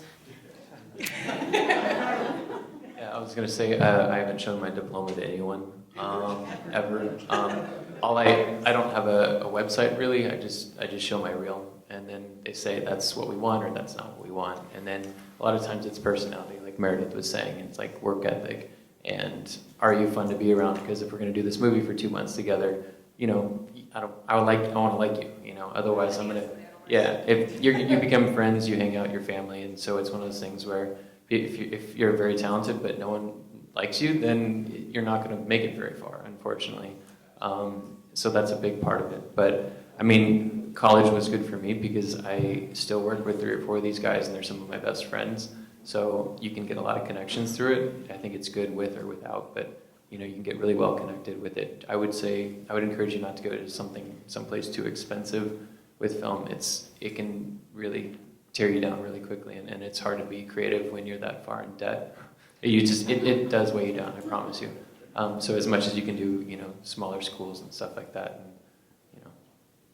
Of course, we are at Southwestern University, so go to school. Stay in school. Hugs, not drugs. Obviously, you want if you're doing acting, are you looking at acting? Either producing or editing. Okay, then don't go to school. But if you're going to acting, you need to, again, and we're all, I think we're liberal arts majors up here. I was psychology, so same thing. You draw on everything for acting, though. I play a parent in a film because I have been a parent. I play a son because I've been a son. I play a doctor in this one. I've never been a doctor, but I played doctor. No, I went to school and learned in those things how to do things, and that made me a better character when it gets to be on set. And when I worked last year for American Crime for John Wrigley, he actually cast only EMTs that had EMT certifications, which I actually had in a previous life. So I said, okay, well, I'm EMTB. And he said, yes, because when you get on that place where I'm shooting you, I don't want you to look like you don't know what you're doing. You need to set C-spine. You need to get on the ambulance and know where things are and pull them. I don't need you to be going, well, what is this? And, you know, so education plays a big part in the role of actor and acting, because it has to be there. Now, on the acting part itself, yes, I've taken classes this last year. I didn't just come on and say, hey, I'm here because the guy missed a flight. That's a great story of breaking in or starting, but it doesn't sustain you. So I've taken a lot of acting classes here locally, and you need to do that because you need to know those techniques and those things, because sometimes that's the only direction you get, is that's the technique that they want. And if you're sitting there saying, I don't know what you're asking for, then you're not going to get that part, or you're not going to be asked back. So it's an ongoing education, and you need to learn. I do background. People say all the time, well, why do you still do background artist work? Why do you still do background on all these shows and movies? It's for one thing, I'm learning. That's a front row seat in a classroom that I can't buy a ticket to anywhere else. whether I'm watching a director direct me, telling me what this is, what a script is. I'm learning these terms, but I'm also learning that how they play in my world. And I can't get that by just walking on set going, okay, I'm an actor now. So education is important for the actor side. That's what I get into. Yeah, and college is your chance to fall on your face softly before you're out in the real world. So it's like take full advantage of it if you're a photographer or cinematographer. Mess it up, do something different. There's so many videos out there. I recently started putting a bottle in front of the lens for a commercial that I did, a big commercial traveling around the world. People thought I was crazy. The director was pushing me to do something different. Do something different, do something weird, do something without, use one light, don't use 50 lights, Really experiment. I encourage that while you're in college. That's going to make you shine and be different than all the rest. I was going to say, yes, to me, it definitely is a matter of what skills you're trying to grow and what area you want to work in. You mentioned acting. I mean, I think there's various, it depends on what you want to do in each area. But school gives you time, if you should choose to go that route, to develop your skill, right? And I'm self-taught. Everything I've done is self-taught.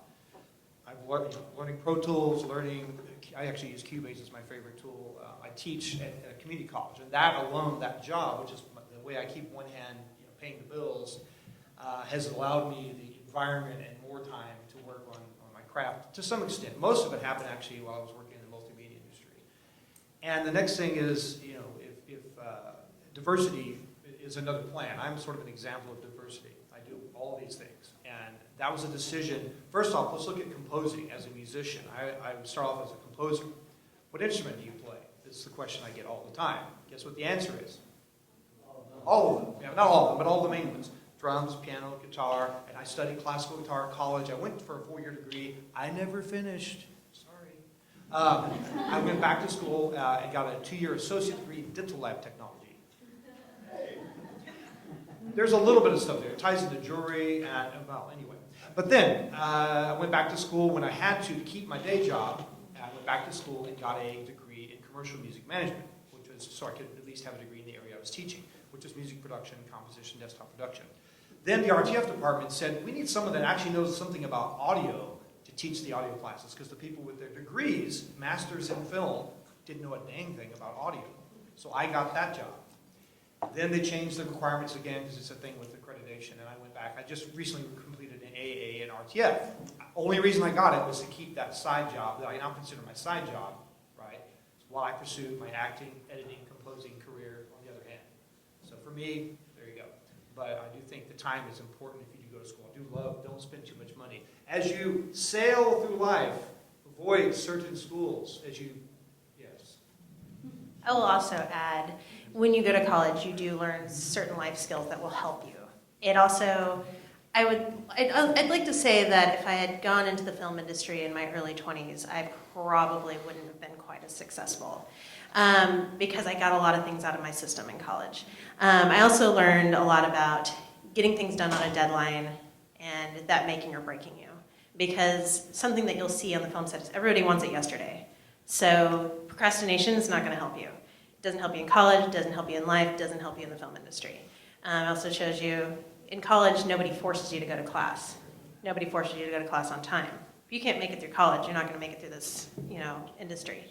The other thing, after you finish college, don't stop learning. Don't sit on your laurels. Don't just go, well, I know everything. I don't need to, I've got a degree in film. I know everything about everything. You're not going to do very well with that. There are books, there are videos, there's, the internet. We didn't have that in my college.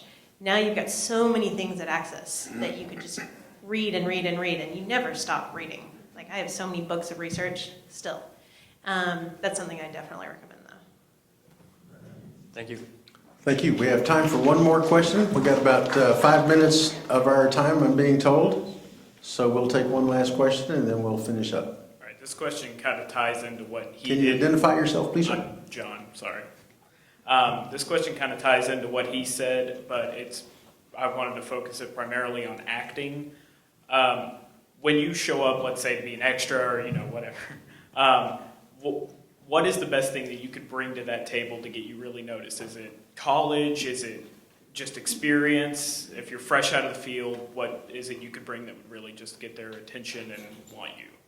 I usually, when I go on a set, I take off my clothes and I streak through the set. And then I go, You do that too? I do.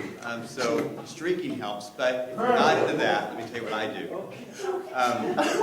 Go prepared. Study what you're doing. Know what you're on that day. Know the people that you're going to be looking for. When you walk on the set, you're going to sign in. I don't care if you're an A-list actor or you've got somebody going to handle you. It's a PA, right? They're going to tell you where to go, where your trailer is, or where your holding tent is, whatever you're doing. Start there, making yourself known. Hi, I am John. Hi, I'm John. How are you? Good. Where do I go today? What's your name? It's Tiffany. Great, Tiffany. And don't lose that name. That's your contact. Because they're going to work that entire project. You're a one-dayer. You're a four-dayer. Even if you got a script in your hand, you may be on there a week and a half, 2 weeks. They're there every day. What's going on that set? You need to know them. You need to know that that's how your presence is known, is your name is everything. Your reputation. When you go prepare yourself, they say bring 4 changes of clothes, then bring 4 changes of clothes. Don't bring one shirt and go, oh, I didn't bring a t-shirt today. Can't use you, can't put you in the scene. You're in the very back. When you are there, be ready. It says hair and makeup done, especially for you. I know you spend hours on makeup, so like me. So hair and makeup done when you get there. Then don't be, oh, I didn't do anything. I had a ball cap on. I just got out of bed and came, right? It said to bring something with you, bring it with you. You get noticed because you stand out when you are noticeable. Not because you did something crazy on set or you got in front of the frame and said, hey, I'm not on camera over here. I'll keep moving myself over here. And no, that's annoying and you're gone. But if you want to be asked back over and over again, because guess what? When that truck pulls out of town and they're done shooting Hysteria, here comes Laser Team. When Laser Team moves away, here comes Among the Dead. When Among the Dead moves away, here comes season 2 of American Crime. You get what I'm saying? Guess who's still on that set? The same PAs, the same camera guys. I've worked with these people up here before because they're all over town. I can't get away from them. They can't hold a job apparently any more than I can. They are everywhere. So stand out by being the best you can be, being prepared, and then doing what they ask you to do. Because at the end of the day, when there's no worries and no problems, and you're not a problem child, you will be asked back over and over again. And then when they see you and they think you can do what they ask you to do, again, I've never brought my credentials to the set. I've never brought my degrees. None of that comes with me. Right. I never brought a military uniform and say, hey, look, I'm a veteran, use me. No. But they do say, there's something about you. There's something about, maybe, were you a military veteran? Yeah. There's something about the way you know what? You can yell the commands in this one. And that's how I got bumped up on the film that I did with Philip. Is I got bumped up because I'm able to play that character they need me to play. So that's how you stand out. Nothing crazy. Don't wear crazy things, and don't do things to make yourself be noticeable on set. They'll find you with your professionalism. And I think that goes across the board with everybody in their career, whatever they're doing. That's how you stand out. Not trying to produce more than they're asking for, but when they ask for it, do 110%. Yes, sir. That's my secret. And be nice to every single person on that set. Your PA today will be your boss tomorrow. I was about to say this. Don't be a Richard, if you know what I mean. Yes. I got to drive down to the premiere for Len Leopold with Ms. Karen over there, Halford. And I would say, hey, do you know so-and-so actor? Because as I said, I did a lot of casting back in the multimedia days from the 90s to early 2000. So I know a lot of the agencies and a lot of the actors in town. I'd say, hey, what about such and such actor? And she would say, yeah, he was a Richard. He was not a nice person. That kind of thing. So it's like you have to, one school of thought with casting is that you don't act so much, you just, if you're right, you will lead, if you're right for the role, you get the part. Right. It's just it's a percentage, it's just go out and audition for everything, and then don't be Richard. Yeah, and a couple other things. Just when you show up, just pay attention. Try to keep your voice down, be quiet as much as you can on set. It's a very respectful thing, and people really do appreciate it. And then also, if you are a stand-in and a cinematographer is lighting you, try to look in the direction that they ask as much as you can and stay off your cell phone because you tilt your head down and it drives people crazy. And then having your phone out is it's bad etiquette too, in general. So. I'm sorry, I missed that. What was that? What did you say? Yeah. Leave your cell phone in the trailer. Right. Well, thank you for mentioning Laser Team, by the way. Yeah, you're right. Thank you. Saw you in it. Thank you. Appreciate the question. We'll go ahead and close up. I just want to share in closing a quick thought about breaking in, and you've heard references to baby steps by several of our folks today. I just want to emphasize that sometimes your entire career can be an issue of one baby step at a time. So patience is a virtue. It's not only a virtue, it's a necessity.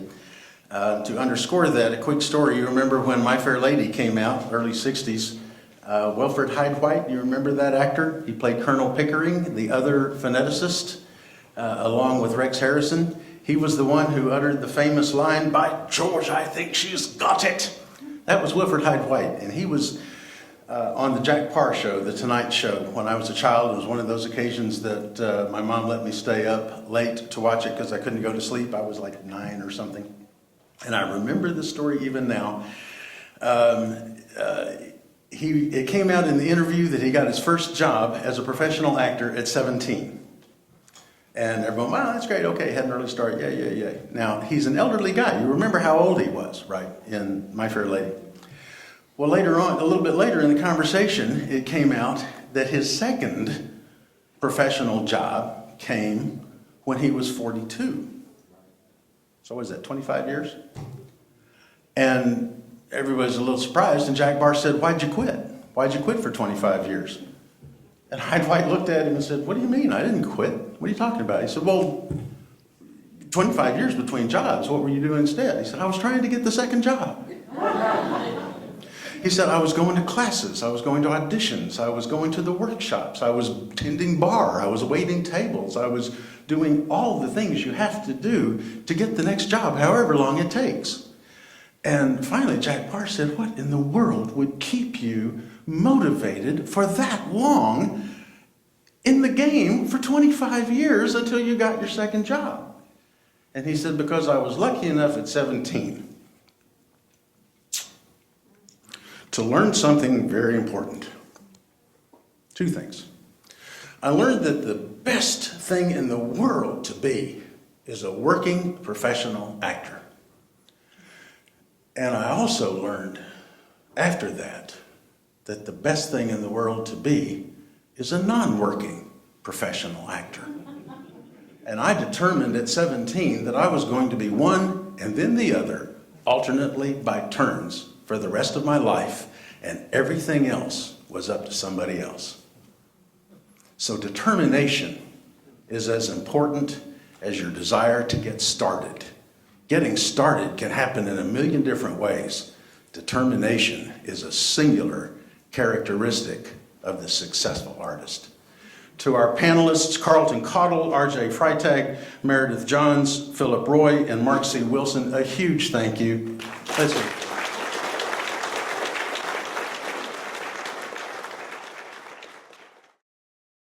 He has extensive experience in the entertainment industry. He has worked under the director Gilbert Aguirre of Department 13 Films, as well as Q Productions, which is owned by Abraham Quintanilla, father of the late artist Selena.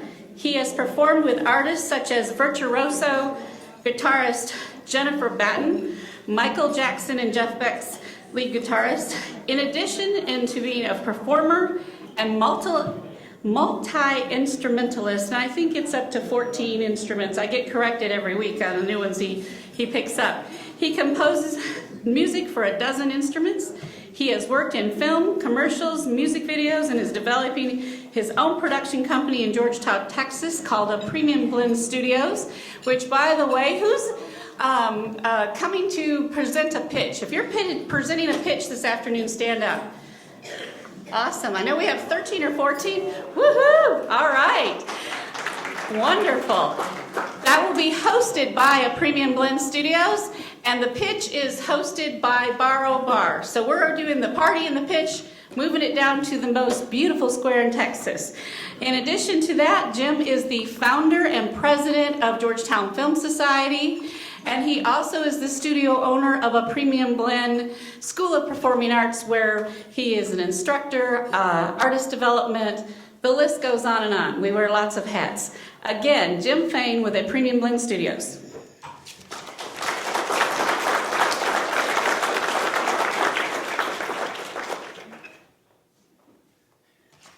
Thank you so so much. I got up this morning around 5:30 to try to jot this down, so hopefully it's understandable.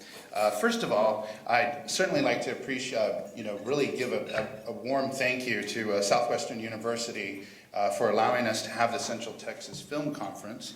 I also want to thank Dr. Sherwin Kahn for being a sponsor, as well as 600 Degrees. My sister graduated from Southwestern University, I believe it was 2013, 14, 13, I tend to forget. And she had a job waiting for her already by the time she got out of Southwestern University. Now she has a new house and 2 new SUVs. She's doing really well. I was thinking, wow, I didn't think teachers made any money. And then the president visited her school, so Southwestern University did a lot for her. That was one of the reasons we were encouraged to move to Georgetown, Texas, because she wanted to go to university and not actually a local per se, just a college that you might go to attend to get your basics at, right? Community college, per se. I, on the other hand, I did not graduate from Southwestern University. I'm the starving artist located on the downtown Georgetown Square. And I decided to open up a performing and visual arts school called A Premium Blend.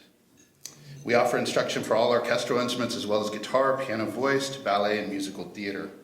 I started A Premium Blend in February of 2012, and over the course of the last few years, we've been able to offer free acting workshops for film taught by professionals, screenwriting workshops taught by industry professionals, as well as filmmaking camps taught by industry professionals. Some of these professionals are with us in this room today. Some were even on the panel. Some of them instructed the class, and some of them attended the class. These wonderful programs at A Premium Blend inspired me to find Georgetown Film Society and not just shoot a scene of a film in Georgetown, but to help further the growth and the development of filmmaking in Georgetown, Texas. To help educate aspiring actors, screenwriters, filmmakers, to provide programs for our youth as well as professionals, to preserve the arts and culture through film, to create jobs in the film industry right here where we live, to bring commerce to not only the downtown Georgetown Square, but the local stores, restaurants, hotels, and B&Bs, etc. Since 2012, A Premium Blend and Georgetown Film Society have partnered to try and accomplish these goals together. All these, just this past week, A Premium Blend Studios filmed a commercial on the square with professional actors that have acted opposite of well-known name actors in the industry.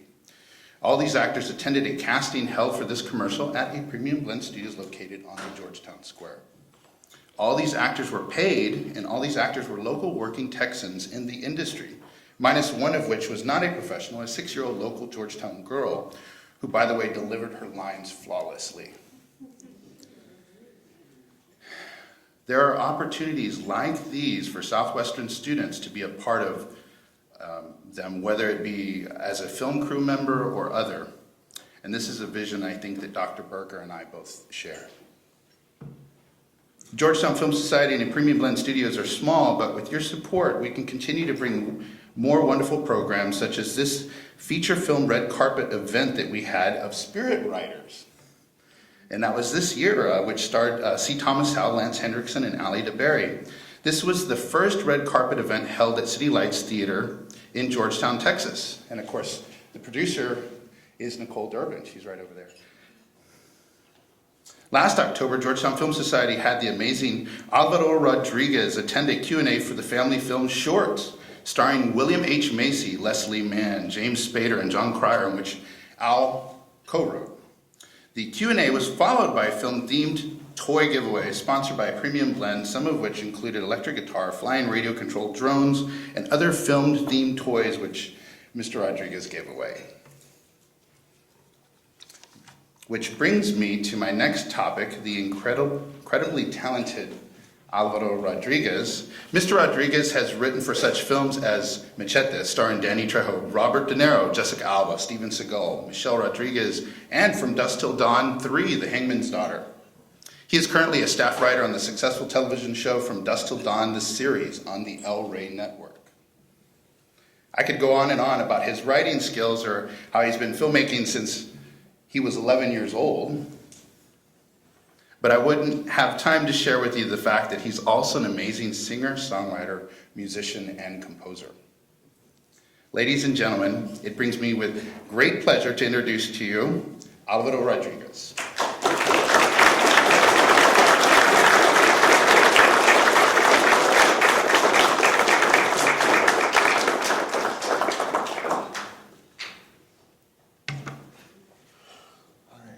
Forgive me if I keep doing the Marco Rubio thing and reaching for water. So I want to thank everybody, but particularly Cindy and Kim and Jim and everybody that helped to bring me here to talk to you guys for the Central Texas Film Conference. And this is something that, getting some feedback. This is something that's obviously near and dear to my heart. The idea of being a working writer in Texas, to be doing things right here where I went to school. I'm a UT grad. I'm traveled the corridor so many times from the Rio Grande Valley up to Austin. What did I do wrong? And the idea of the whole inception of Troublemaker Studios, who I've worked with many times in the past, was that the talent is here, the creativity is here, the will is here. We should have our own facilities, our own ability to do the kinds of things we want to do right here, and to play any small part in that, to me, reaps incredible dividends and continues to. So, in trying to formulate a keynote speech for something like this is to me quite a daunting task. It's like, what do I say? What do I talk about? How do I give you a window into my world, which is, the writer's problem, no matter what the project is, right? You have a big idea, and you want to try to create the window into that story, into telling you, a little bit about my journey and how that journey maybe parallels your own in some way, or could give you some insight into your own journey. As writers, when we come up with a big idea, if we are lucky enough or fortunate enough to do that, the challenge is, like I say, how do I tell that story? If you come up with some idea like, the Jedis and the Sith, and that's your big concept, good versus evil, what's the window into that story? And so we start with the journey, right? We start with the hero's journey. We start with an orphan boy who is going to make his way in the world, is going to go seek his fortune and find mentors and allies along the way that will help him achieve his goals. So, thinking about that, not that I am in any way like Luke Skywalker, or an orphan. My parents are alive and well. So I want to start from that. What's my story? And having just been this last weekend and the week at the Austin Film Festival, which is the Screenwriters Festival, something I was so oblivious to for such a long time. And only in the last few years I've really started to take advantage of that process. But so many of the panels, and just as this one was too, was about breaking in. How did you break in? How do you stay in? And my story is one of incredibly fortunate circumstances, in that by birth I happen to be related to an incredibly talented young filmmaker who I grew up with. His name is Robert Rodriguez. Our people ask me, are you related to Robert Rodriguez? And although I do often say I'm his mother, that it was a very difficult birth. The reality is that our dads are brothers. Robert's father is the first of 11 children, and my father is the fourth out of that family. And then Robert also grew up one of 10 children, so there's a lot of Rodriguez's around. And the first time I remember spending any time with Robert, we were both kids at my grandmother's house down in the Rio Grande Valley. in the town where my father grew up, Robert's father grew up, Rio Grande City in Stark County, which is one of the poorest counties in Texas. And I was in the back of a pickup truck with Robert when I was about 10 years old, that I remember spending any time with him. And so he was maybe 13 or so, 14. And he was talking about this movie that had just come out, which was rated R, and obviously he could not see. But he seemed to know everything about how the director did this, how this was done, these shots, all of this stuff. And my jaw was on the floor of the pickup because I felt like I finally met someone who loved film as much as I did. I mean, I was 11 years old, but I was already, sort of enraptured by storytelling, by film, by writing, all this stuff.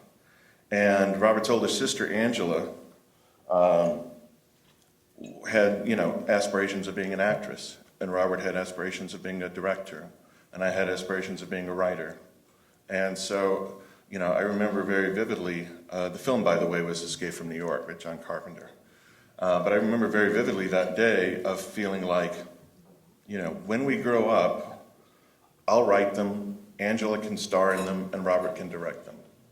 And the fact that that actually came true with this kids movie we did called Shorts, which, I co-wrote with Robert, Robert directed it, Angela had a part in the film. It just felt like, these sort of fantastical, back of the truck, really, with nothing to come true, just made everything possible. Then, obviously a lot of years passed between that time and the time that Robert made El Mariachi. But I did some music for El Mariachi.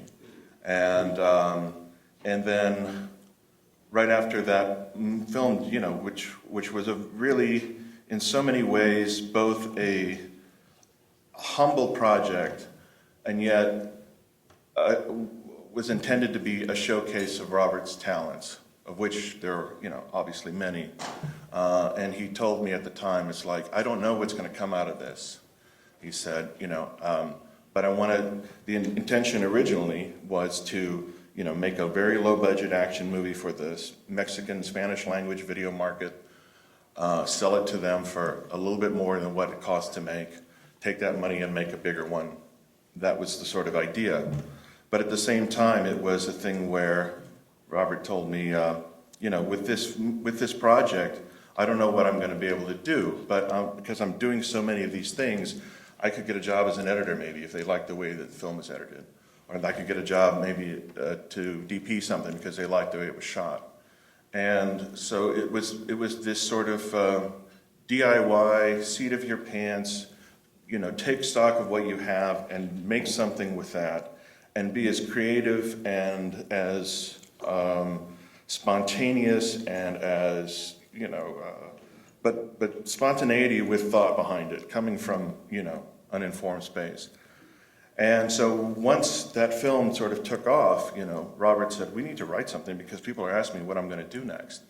So we started collaborating on a screenplay that we wrote called Till Death Do Us Part, which we described as a sort of supernatural or romantic action comedy for a young actress that Robert had met that thought, who he thought was going to be the next big thing, and it turned out to be Salma Hayek. And so we wrote this thing and got pretty close to getting it picked up, but then Robert got an offer to do a film for Showtime, a movie called Road Racers, which I wrote a little bit of, and starred David Arquette and Salma Hayek and John Hawkes, a sort of 50s juvenile delinquent sort of send-up.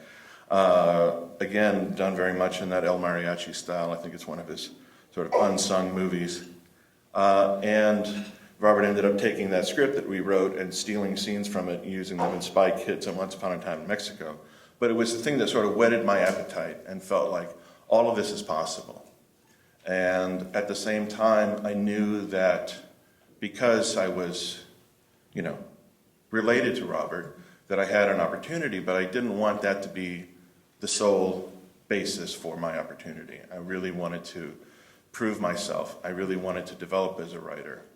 And like the story that was told earlier about the actor in My Fair Lady who had a big break between jobs, I definitely had that same experience of having big breaks between jobs.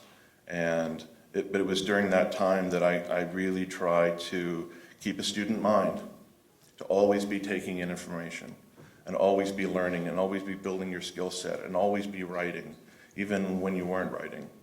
One of the other panelists talked about, procrastination has no place in this business.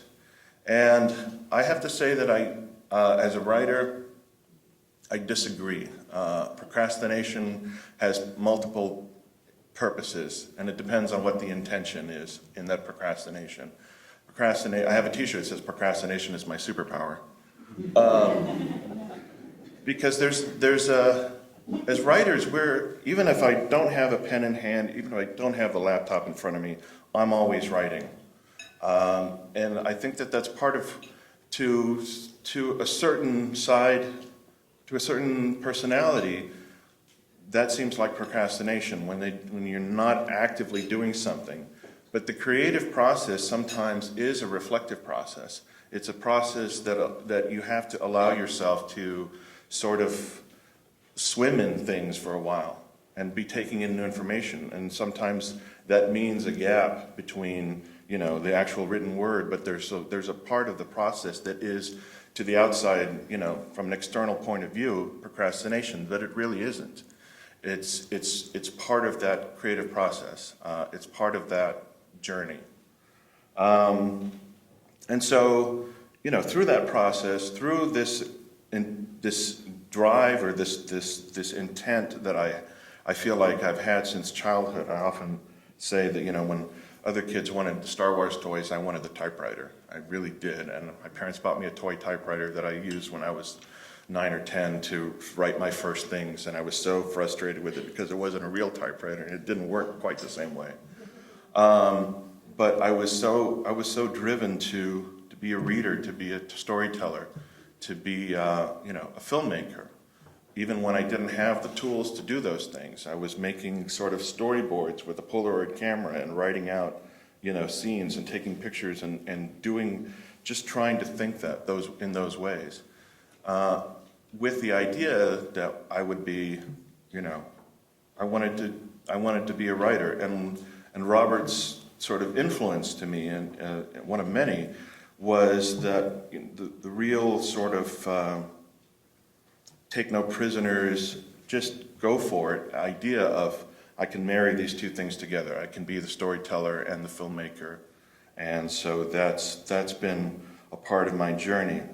I often, describe this sort of mindset that I feel like I've developed over the years as being the goodwill ambassador of me. I get a lot of crap from friends about that. I think that's complete, BS. What does that mean, the goodwill ambassador of me? And I just found, just as so many of the panelists were talking about earlier, about not being a Richard and just being approachable, being personable, building relationships with people. And the reason I sort of described it as being the goodwill ambassador of me is that, to me, an ambassador is a bridge builder, someone that is trying to find ways in which we connect. I describe it sometimes as like you're creating constellations.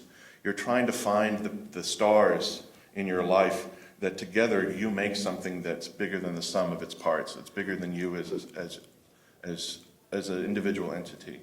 And so ambassadors are bridge builders, but ambassadors aren't just about, I'm the goodwill ambassador from Bolivia. They're listeners too. They're looking to see what you can do for someone else, what they might be able to do for you. It's a symbiotic relationship. It's a relationship that's built on this common intention of we're trying to go forward together on the journey and finding those right people. And I think that sort of openness to experience. And, I feel like if there's something that I've learned, just like the other comment was, be nice to the PA because they'll be your boss later on, is that, it's not about station at any given point, We're all on the road. Some of us, are further along in the journey than others.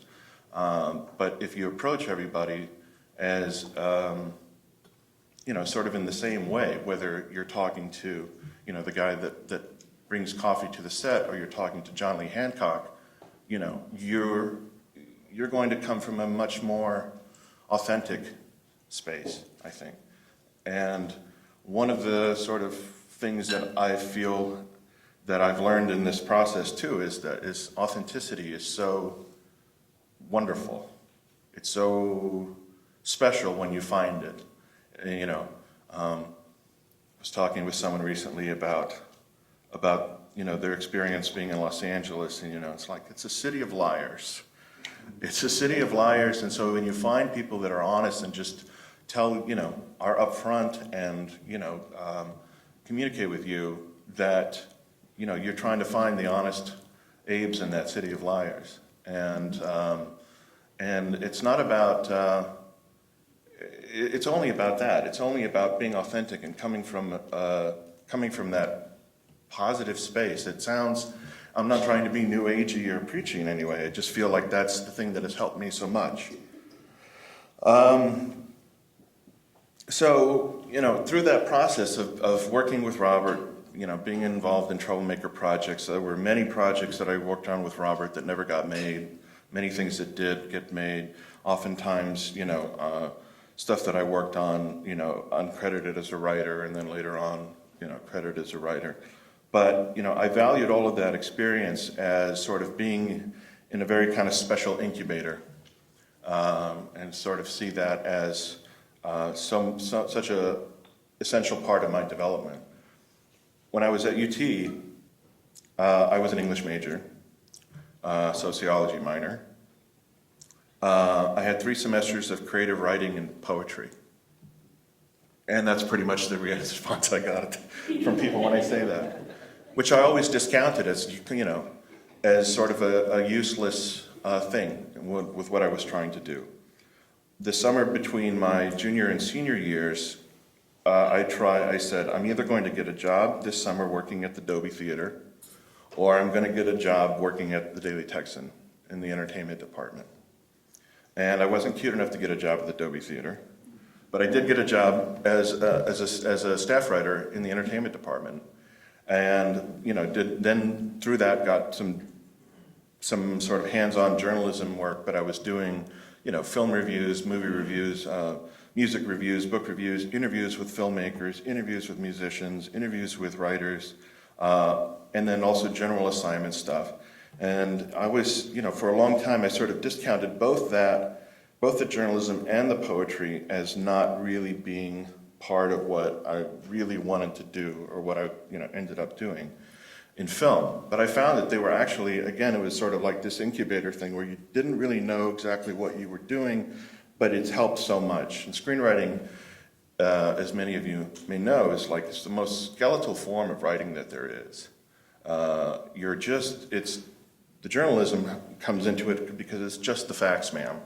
It's just telling us what, the bare bones of what's happening in the scene. And then the poetry also was really actually one of the best preps for screenwriting, because in poetry you're trying to use as few words as possible sometimes to break things down and create images in the reader's mind, winnowing things down to their essence. That's screenwriting. And both of these things also helped shape my process, which continues to evolve today. And I did the first script that I had written that was made into a film was a sort of spaghetti western prequel From Dusk Till Dawn called The Hangman's Daughter, that starred Michael Parks and Sonia Braga, Marco Leonardi, Rebecca Gayheart. And when my drafts were read by Miramax and Dimension, I had one executive tell me, he's like, I've never read a script like this before. It reads like a novel. And I said, is that a good thing or a bad thing? He says, I don't know. It was great, but I just never read anything like that. But then I think that was 16 years ago or so. And over the last several years, my own voice, I think, has emerged even more, and to be able to do things in that more sort of poetic way instead of a novelistic way, because there isn't room in that process. But all of these things, I think, lead up to the idea that as as the goodwill ambassador, as someone, as allowing yourself to sort of exist for a period of growth in that incubator, in that sense of, you know, the way someone described it as sort of being in a program in a university or college where you can fall on your face softly, that you allow yourself that sort of latitude. Again, from the outside, it may seem procrastination. It may seem, undirected or unfocused, but that's part of the journey. And to me, it's sort of like, again, not to go new agey, but the idea that it's not the destination, it's the journey, and the things that you pick up along the way, the lessons that you learn along the way. It's a constant process of improving your own skill set, improving your own, you're building a career, It's not about this job, it's this job is wonderful, and when we acknowledge it in the moment, but we're also looking at how this job is going to translate into the next job, is going to translate into the next job. And so, one of the sort of, as a kid, a big influence on me, I think a lot of people my age, especially people that write in the genre field, was Stephen King. And in his book on writing, one of the big takeaways for me was the sort of lesson of always have something in the mail. Always have feelers out, always be, have other things in the pipelines so that there's never that sort of period of one thing finishes and then there's no idea what's going to happen next. As a writer, as a creative person, I know from personal experience, like momentum breeds momentum. And, when that momentum stops, it's the hardest thing in the world to start it when there's nothing rolling. And so, but I guess this whole process to me is that as a writer too, and especially as someone who, for so many years, I have built an archive, a library, a resource of books on writing, books on everything, because I'm a researcher. And when I would get stuck in any particular project, I would sort of use this as a crutch and say, well, I know the answer's over here on this shelf somewhere, and I can just go and find it. But at the same time, you can get to a point where you don't completely discount the library, but know that so much of this is already inherent within you. We're all storytellers. We're all filmmakers, whether we've ever picked up a camera or not. We all know what it is to, our minds are hardwired to look for beginning, middle, and end. If you overhear a snippet of conversation, in a coffee house, your brain is already working like, what happened just before this? What's going to happen when I leave and I can't hear the rest of this conversation? There's so many things that we can draw on, that we have drawn on, to translate that into our own skill set. I often used to rail against the idea of write what you know. It's like, I hate that advice, write what you know. How would we ever write The Martian if we only wrote what we knew? And then I realized, looking at it in a completely literal sense, when write what you know is write what you know emotionally. Write what you know as a human being who's lived for any period of time and knows what it's like to fall in love, knows what it's like to lose a loved one, knows what it's like to be rejected, knows what it's like to, any of these kinds of things. Some of the panelists were talking about, from the acting perspective. I know what it's like to be a parent, so I can play that. I know what it's like to be in the military, so I can play that. But we have all of these things sort of within us.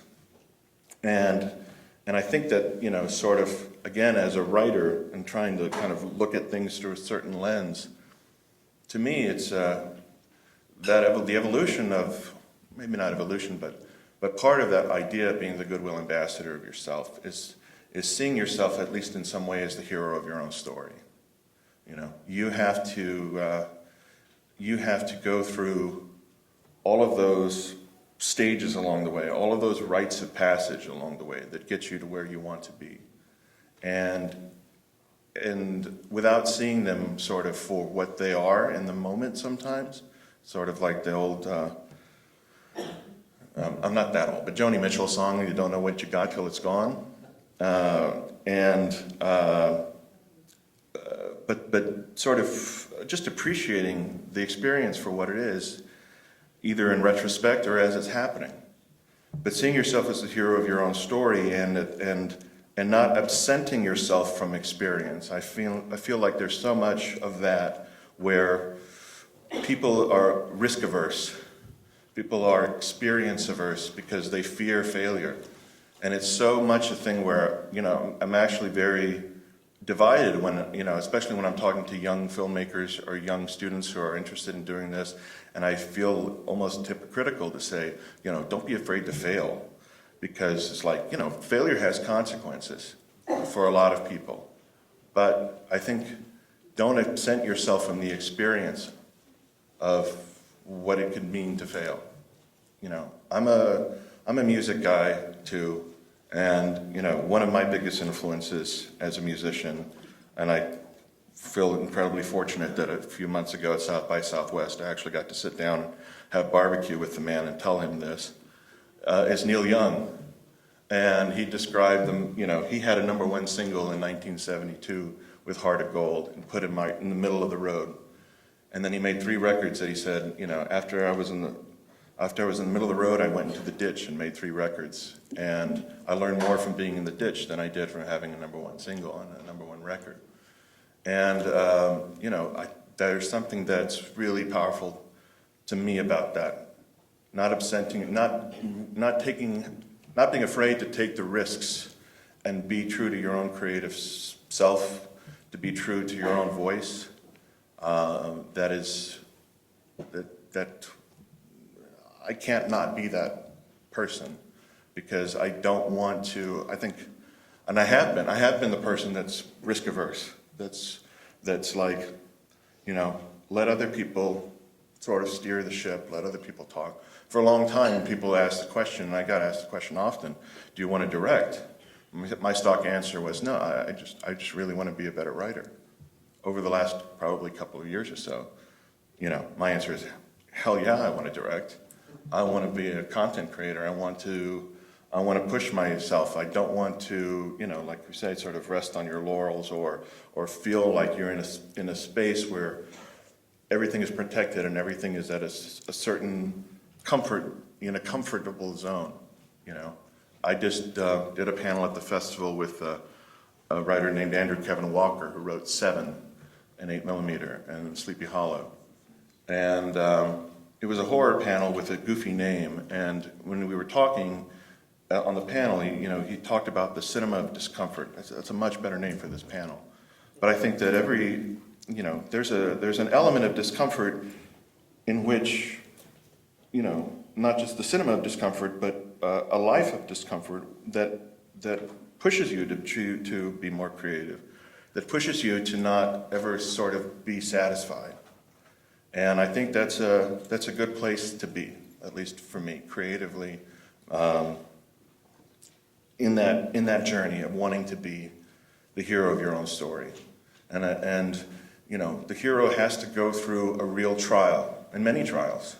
But like I said, you'll find allies that you never expected, mentors that you never saw, or could have seen coming, twists in the story, and I think that's sort of the best thing we can kind of hope for. There's a documentary on the American Renaissance of filmmaking in the 1970s called "A Decade Under the Influence," that was directed by Richard LaGravenese, who wrote The Fisher King, and the late Ted Demme, who was a director who directed Blow and movies like that. And there's an interview with John Voight in that documentary where they're talking about a film that he made in the 70s with Hal Ashby directing called Coming Home with Jane Fonda and Bruce Dern. And there's a moment where Voight is talking about this really bad day on set. Nothing was going right. And Voight starts to get emotional, and he describes Ashby as saying, you know, it's okay, you know, we're here, we're making a movie, this is a pretty good thing. And sort of having that moment of, even in the worst times, just sort of recognizing the amazing sort of constellation and confluence of events and things that brought us to that point is, to me, what it's all about. And sort of recognizing that it's not easy, there's a struggle, but it's great that we're all sort of struggling together.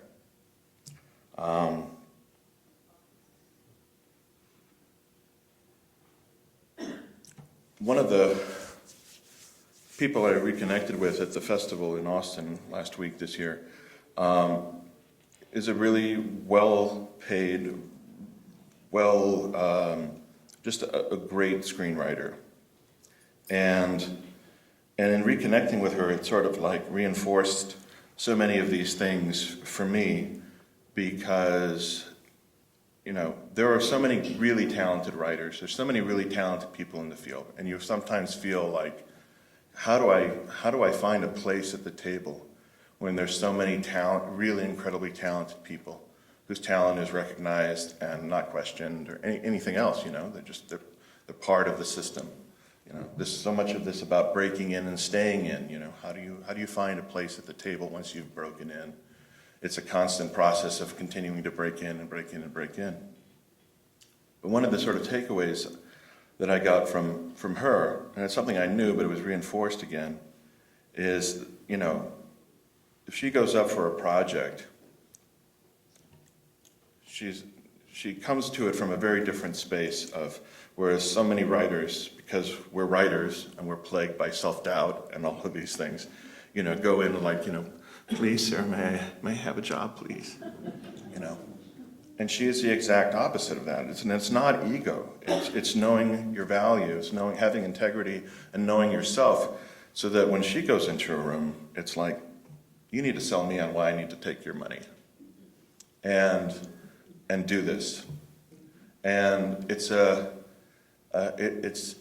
there's something that comes, I think, from getting to a certain stage of that journey, but even if you're not quite ready to fully adopt that mindset, but just feeling like, you know, knowing your own integrity, knowing your own value, knowing your own sense of worth, because there is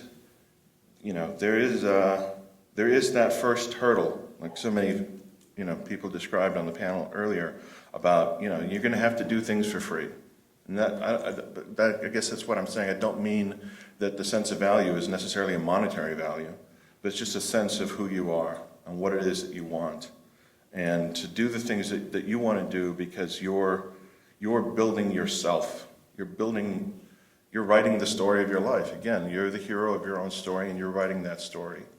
And as writers, one of the things that we do, that I try to do, is try to put myself in the shoes of whichever character that I'm writing and feel like, even if this is the villain of the piece or this is a supporting character, every character sees themselves as the hero of their own story. And you have to be true. So working with actors, you know, and an actor will say, my character would never say that. And I said, well, okay, let's talk about why or whatever. But knowing that bit about yourself, and recognizing your value. And I think to that also, to talk about, you know, I mentioned earlier about trying to keep the student mind all the time, and yet trying to find the balance between, you know, taking in information, but knowing who I am, knowing where I'm coming from. And, you know, I had someone recently, I had a conversation, we'll call it that, with someone recently who was like, you know, you're just focusing on, you know, the good things. You need to focus on your weaknesses. You need to write down a list of your weaknesses on cards and keep them with you and look at them and figure out how you can improve on them. I said, I do that. But, you know, I think it's also just as valuable to really build on your strengths. That same person was talking about how, you know, they had sort of goal-oriented set up for, during this period, I want to get better at this. And then during this next period, I want to get better at this. And I said, that's good. There's nothing wrong with trying to improve your skill sets in areas where you're weak. But what is the thing you're really good at? And then be 110% good at that thing. Because that's going to, I think, carry you further than being, a jack of all trades who could be good at anything, but, you're not going to be as good as the best person in any of those fields if you're just good at, if you're that. So find the thing that you're really good at and build on that as much as you possibly can, I think. How am I doing for time? I have no idea how long I've been rambling. Good, okay. So a couple of other things just to talk about a little bit. I feel like for such a long time, there have been, you get the thing of like, you're just trying to win the lottery, You get that sort of comment from someone, sometimes people that you're very close to. And to me, there were definitely times when that, just like takes the wind out of your sails and you just feel so, sort of broken by a statement like that. But I think as time has gone on, I realized, no, it's not at all like trying to win the lottery. The lottery is completely random. All you got to do is, you got to buy a ticket to win the lottery, like Jake Gyllenhaal says in Nightcrawl. But it's not like trying to win the lottery. You're actually trying to create the conditions in which winning the lottery is not only not random, but it's an inevitability. You're trying to create the conditions in which you can succeed. And to me, that has meant all of these things that I've talked to you about. Mindset, intention, goodwill ambassador, hero of your own story, getting boots on the ground, being a listener, all of those things, building your skill sets so that, you're, like I said, you're creating the conditions in which success is so much more probable. You're increasing the probability factor for good things to happen. And I think that, as creative people, we have to build together. This is the most collaborative art form there is, Because I can speak from experience. I can say, you don't want to collaborate, then write a poem. Because no one's going to say, hey man, you want to write this poem with me? But if you want to be a filmmaker, if you want to be, work in television, and any of these forms, any of the new forms that are coming out right now, which are incredibly exciting, with web stuff, with shorter series, with all kinds of video games, all these elements in which storytelling, can be brought to the world. That you have to be a collaborator. You have to work well with others, play well with others, and I think that that spirit leads also to the thing where, as before, I would always say, no, I don't want to direct, and now it's, yes, I definitely want to direct, because I know as a director, I have a vision, I have a skill set, but I want to work with the best actors, and I want to work with the best cinematographers, and I want to work with the best, crew, because everybody brings something to the table that I don't bring. That's what you want. You want a team. You don't want a team of quarterbacks. You want a team where everybody has a role to play, and they're really good in that role. And now with, over the last, many, many years, with the sort of democratization of filmmaking, it used to be a few years ago where everyone was so excited that you could walk into a Best Buy and buy a camera off the rack and shoot something that looked as good as something that was on TV. Now people are making movies on their phones. There was an interview that was done years and years and years ago with Orson Welles, where he said, pretty soon we're not going to need all this stuff. We're just going to have the lens. And that's where we are. We just have the lens now. And so anybody can anybody can do this. And because anybody can do this, quality, goes one way or the other, but the possibilities are there. We have the ability to do this, The story of El Mariachi being the $7,000, miracle, not so miraculous anymore because you can make something for almost nothing on your cell phone and get it on YouTube and get 6 million hits and, get a movie or television deal off of the short that you made. I mean, it's like, we're in future shock, hyperspace now with all of that. So, just to wrap up, I'm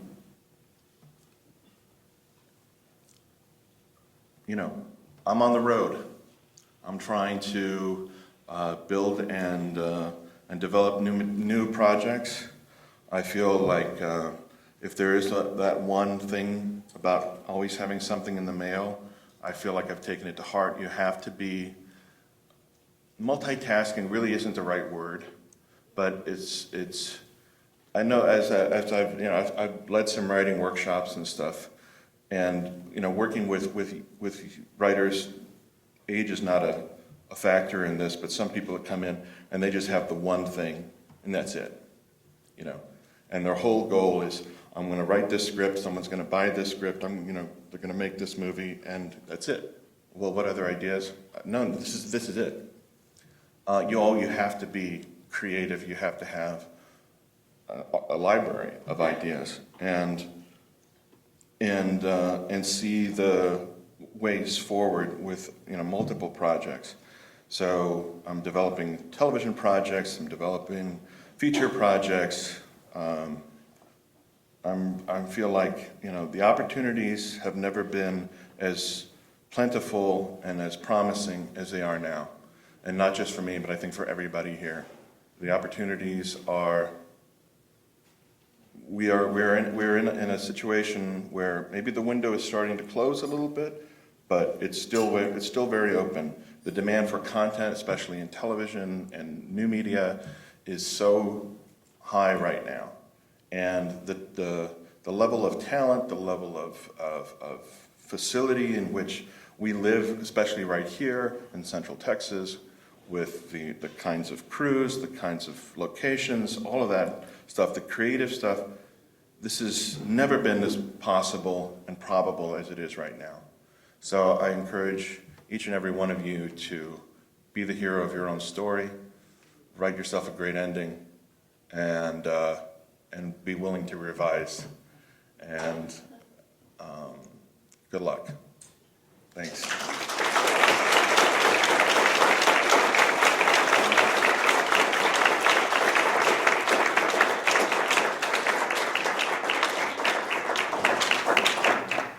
Great, so that was awesome. Thank you, Alvaro.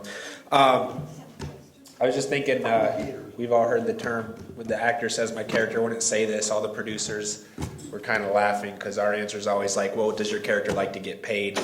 No, I'm kidding. The director-actor relationship is important, so we never step on that. But so next, we're going to move into some of the folks around Austin and Texas, some of the tools out there to help you get your film made. Whenever y'all are asking, how do we do this? How do we know how to do this? There are some great organizations provided by the state and the Austin Film Society that help filmmakers. So first, I'd like to introduce Kim LeBlanc. She has worked for the Austin Film Society. She has worked at AFF. She's worked at Troublemaker Studios, so she knows the Austin scene pretty well.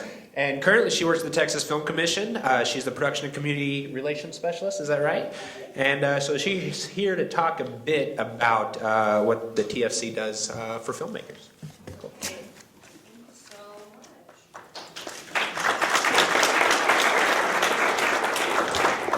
Well, thank you for the kind intro. If you've noticed in your itinerary, I'm not Heather Page, our fearless leader and director. She had a family emergency and wasn't able to be here today, but it's my pleasure to fill in and pinch hit.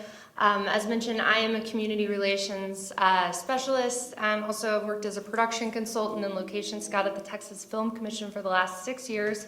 Prior to that, I was with the Austin Film Festival, which is where I started, since we've been talking about breaking in all morning. That's where I started while I was juggling 4 other jobs and volunteering and interning unpaid, here and there as I could, working in production, trying to cut my teeth and get some experience here in the Austin area. Went on to work at the Austin Film Society and worked in production for about 5 years, much of which I spent at Troublemaker, and it's a real pleasure to follow good friend Alvaro and his inspiring words for all of you. We're going to switch gears, and I'm not going to be as inspiring, but I am going to be really practical and helpful for you, hopefully, and answer any questions that you might have about who we are at the Texas Film Commission, what we do, and the different kinds of resources that we have available for not just filmmakers, but film enthusiasts, emerging filmmakers, as well as folks who are trying to bring bigger projects here to Texas. So for starters, our office. How many of you guys have ever heard of our office at the Texas Film Commission? Just a quick show of hands. Okay, yay! That's better than usual. So yay. For anyone who doesn't know, that we were founded in 1971. We're housed in the Office of the Governor, and specifically within the Economic Development and Tourism Division. So what we do is we aid, encourage, promote, and assist filming in Texas, and we market Texas as a filming destination. We have a lot of different resources and ways that we do that. And so what I want to do is just go over those really briefly with you guys. I also brought, in true teacher style, a bunch of handouts and stickers. And if you would like some, see me after class. I'm going to put them right up here.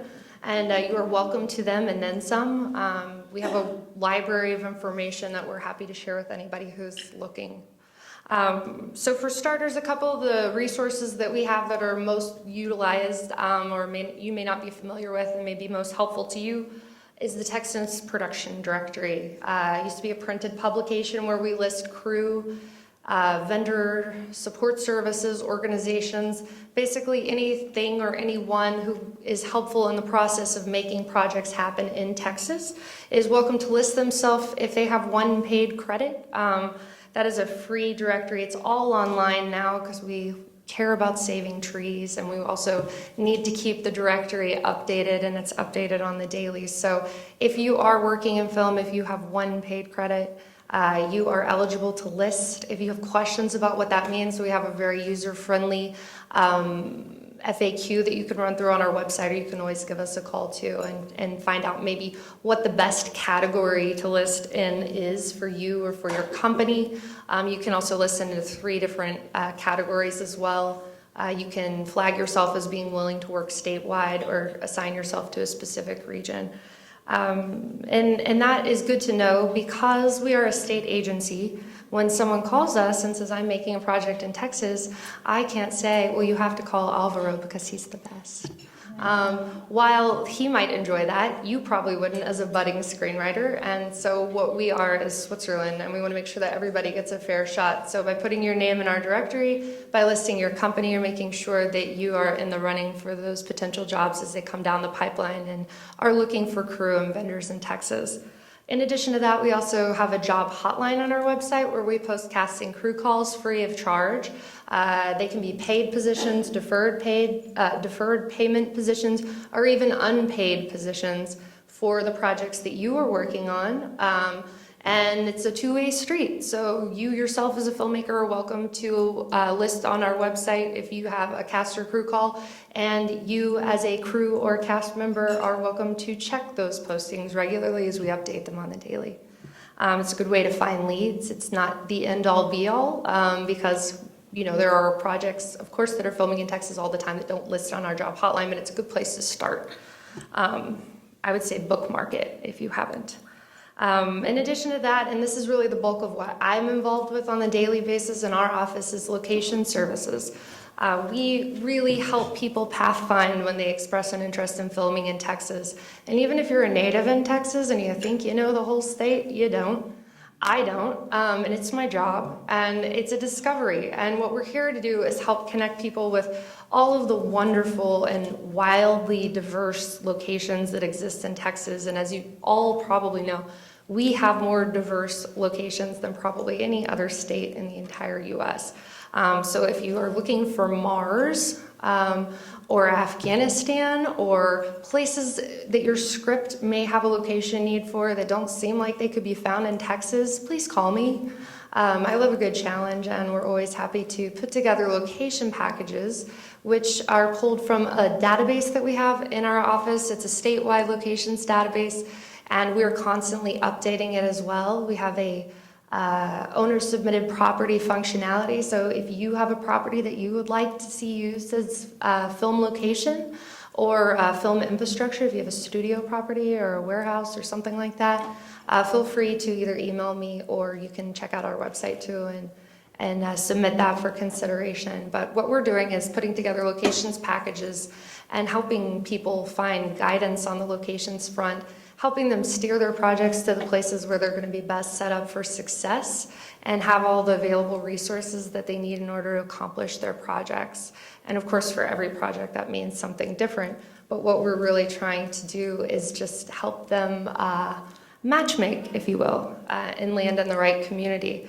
And so what we do in that regard, in addition to locations, is I administrate our Film Friendly program, where we work with statewide, rural, suburban communities to build infrastructure across the state and help get, smaller communities outside of our major metropolitan areas on board and aware of why filming in their community is a positive thing. And there are many positives, of course. It can be a great source of community pride if you have a location in your community that's used as a filming location.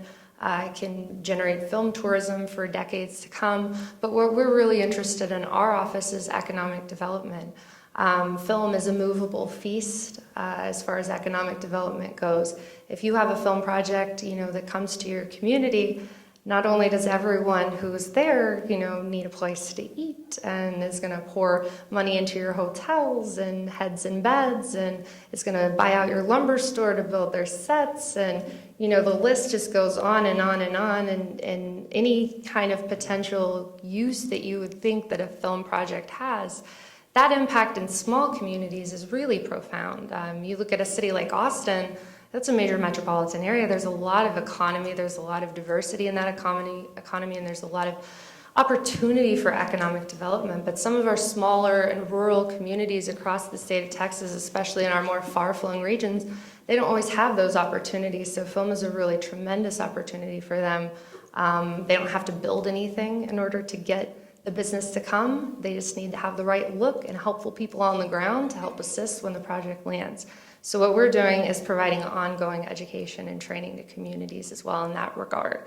And in case you were wondering, Georgetown is film friendly, so don't worry. You guys actually hosted a film friendly workshop here many years ago. So, and just a couple of other quick things that we do, and then I would really want to open it up to questions, because I think a lot of the time people have an idea that government exists in a silo. And that government isn't here to interact with people or help people. And having a background in film production, all I want to do is meet with people and hear what they have to say or the questions that they have about what our office does and how we can be of help. So let me just run through a few more functionalities that we have and a few more services and resources that you might not be aware of, and then I want to turn it over to questions.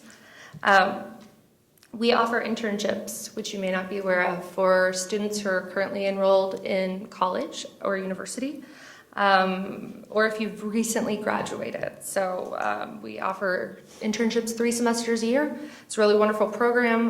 You go into a film referral program after completion of the internship, and we always try to help our interns, of course, find work, in the industry and, provide guidance and mentorship in that regard. We provide a lot of marketing and sponsorship and partnership for organizations, unions, festivals, conferences, and then college and university, film, radio, television, video game, commercial-oriented programs. And then, of course, we do administrate incentive program as well for qualifying projects that are filming in Texas. If anybody has any questions about that, I'm happy to answer them, although I would just like to say that I am primarily housed in our production department. So if you had incredibly detailed questions about the incentive program, I would prefer to put you in touch with our incentive program manager to answer those. But it is, for anyone who isn't aware, it's a program that incentivizes in-state spending, which includes wages to Texas residents. My phone is ringing, sorry about that. I just brought it up here so I could keep track of time. But it is a program that incentivizes in-state spending to eligible projects, which only includes spending to in-state vendors on supplies and goods and services being utilized here in Texas and to Texas residents as well. In addition to that, and I know that the Austin Film Society is going to speak in greater detail, but we provide a lot of guidance as far as career counsel, how to break into the industry, where to find opportunities, continuing education opportunities, where are grants, fellowships, where are those kinds of resources that people who are in, any stage of their career need. If you want to think about our office in the way that I do, I think about us as being like the central nervous system of the Texas film community and switchboard operators. We're here to connect the dots, we're here to answer questions, we're here to help you find the resources that you need, and we're here to be of service. So if anybody has any questions, I'd love to answer them. Yay, a question. This way, so we don't have to look at your backside. Howdy. Hi. Honored to be here. Thank you very much. Yeah. Along the lines of film friendly, Mm-hmm. how is Galveston? Galveston specifically?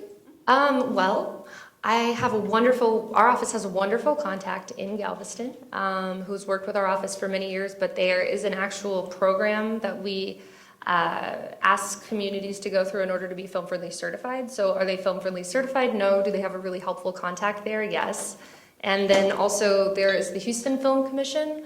One thing that I didn't mention is that we have a wonderful network of regional film commissions too. So if you're looking at filming in Austin, Dallas, Fort Worth, Houston, any major metropolitan area in Texas, we do have a regional film commission office, and they're able to provide guidance in tandem to what we do, but on a more local level.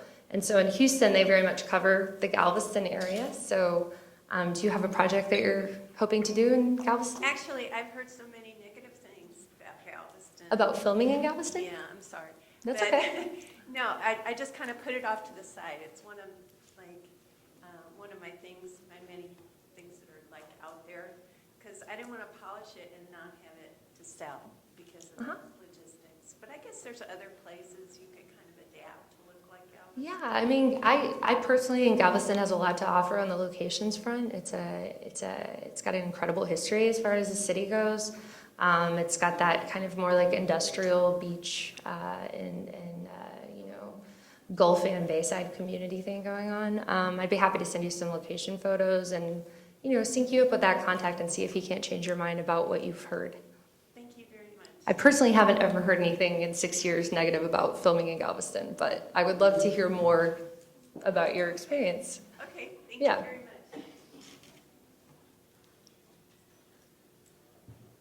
Hi. I'm Memphis.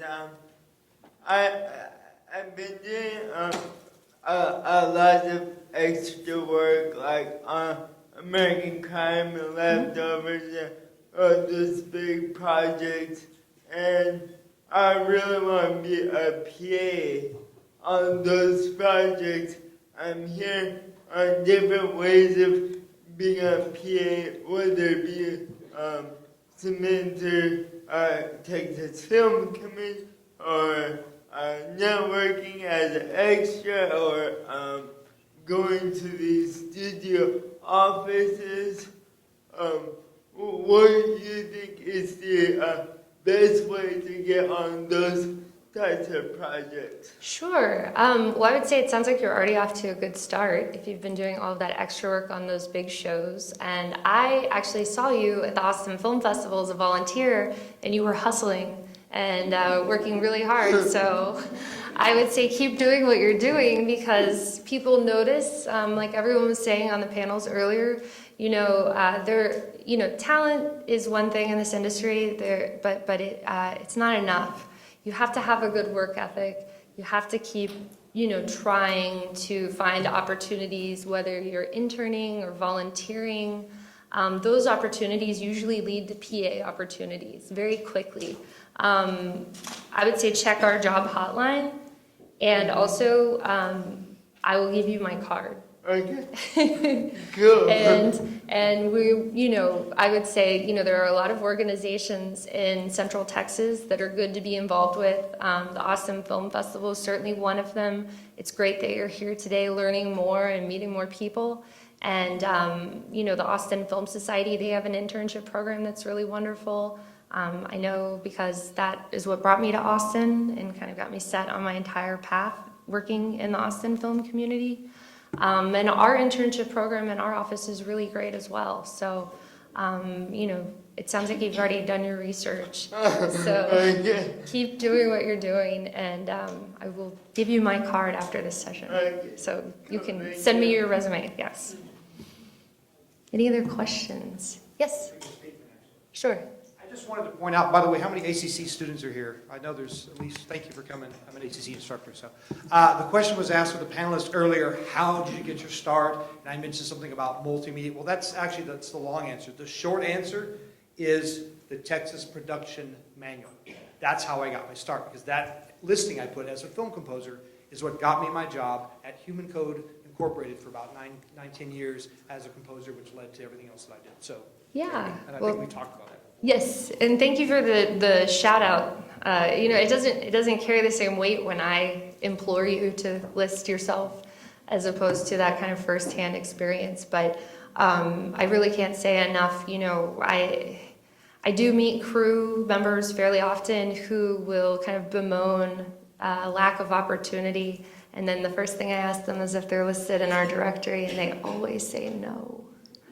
So help us help you by taking the first step, and it's free of charge. And like I said, you only have to have one paid credit. So that's why I got the job, because I only had one credit. Yeah, and I would also like to say that one paid credit that could be for a music video, that could be for a commercial. It doesn't have to be a high profile studio feature film. It really just needs to demonstrate that you've had some experience and that we can verify it. So. A budgeting thing. They looked at the amount of experience and they looked at budget and how cheap we can afford. Yeah. That is it. Any other questions? Yes.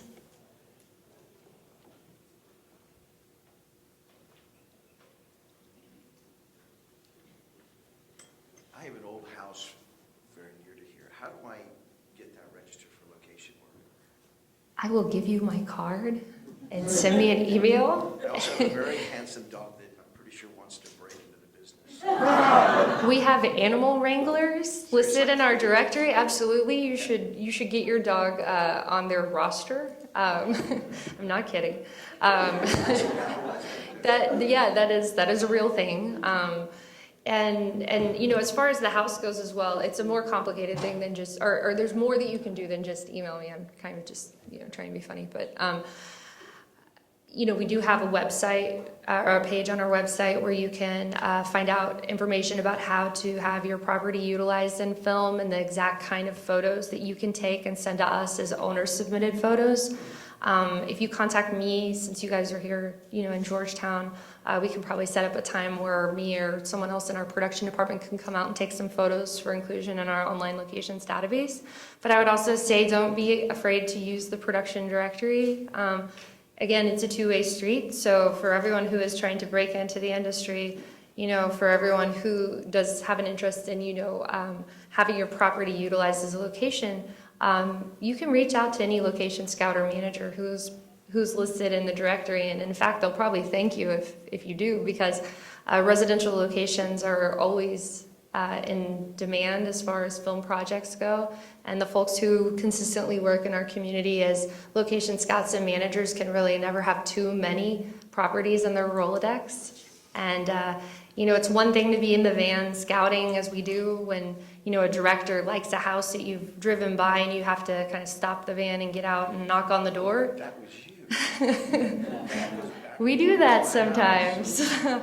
And those kind of leads on properties are great, but they're project specific, or they're driven from like the director's point of view.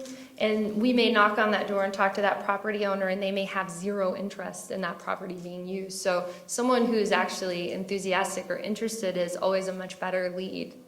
Do you have guidance on the contracts so that if there's destruction to the thing that you're covered? I mean, that's my biggest concern. I've anti-floors. And Certainly.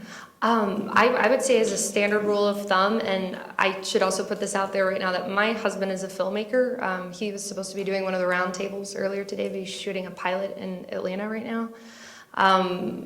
He's filmed in our house, and one other project is filming in our house as homeowners, and I would I wouldn't even let my husband film in our house without a production insurance policy. It's so important because your house is your everything. It's your happy place, and you don't want filmmakers invading it and causing damage that you may be out of pocket for. But on the other hand, from the filmmaker's perspective, and I hear this all the time, and it's really kind of heartbreaking, they'll say, oh, we don't need production insurance because it's just me and a bunch of friends. And it's like, well, do you want your friends to sue you if somebody gets hurt, or do you want your friends to have to pay for this wall that you just messed up? So it's just, nobody ever calls the Texas Film Commission and gets off the phone without us telling them that they need production insurance. Sorry. As a state agency, we're just never going to tell people to not do that. But it's really important. I would say every homeowner should have that requirement. And then as far as like location fees, you really have to figure out like what your interest is. If you really want film projects to film in your home, consider having a very minimal or moderate location fee until that word of mouth builds that you are a film friendly homeowner. If you're not really interested, or if you run your business out of your home, you just want to kind of think about the loss of business or any kind of expenditures that might be incurred, and make sure that you're kind of like even instead of in the red. Does that help? Yeah. And by the way, if you, this is for everyone, if you ever have a film project contact you about filming at your residence or location, or a business that you own, and you kind of want to know, is this project legitimate, or are these people who they are, who they say they are? You can always call our office to verify that information. We're usually working with almost every project that's filming in Texas in one way or another, whether they've listed on the job hotline, or whether they've reached out about locations, or whether they're applying for the incentive. We usually have a pretty good idea. So, are there any other questions? No? Yes? Okay, good. It's like we can't end on production insurance. It's so dry. Well, the good thing about being a college student, if you're a film major at whatever school you're going to, the school has insurance that covers your project, so long as it's a school project. So it's a good thing to know if you're a film student. Speaking of film students, because there are so many large film projects that come into Texas, as a film student, sometimes it's hard to find locations or anything that doesn't want a crazy budget, to be attached to it. So does your office have anything to help upcoming filmmakers, young students that don't have a budget beyond like $200 or $300, but maybe they're looking for a certain location or something, or they're just looking for some extra guidance? What does your office do for that? Yeah, sure. That's a great question. So, certainly as Austin becomes more and more of a hotbed for TV, especially in projects that have bigger budgets, we have seen some locations that get a little spoiled. Maybe they get a little greedy. But in general, I think most people in Austin are still very film friendly, even towards student projects or projects that are low budget or no budget. I would say the first place I usually send student filmmakers is to our film friendly communities. We have film friendly communities, and we have an interactive map on our website where you can click on the Austin area, and any community from Georgetown to San Marcos to Taylor, Elgin, Pflugerville, Cedar Park, there's many more, but those communities will pop up, and they've been through a training program with our office, and they have seen less filming than Austin proper, and they're very eager and excited, and usually very amenable to helping student filmmakers on the rise, especially I would say if it's a community that, like such as Georgetown, here with Southwestern, has a college or university element to it. So that's my first step, is because you've already got somebody who's gone through the program and has worked with our office to be like a designated and film-friendly contact. And they have maybe underutilized locations, is what we would say.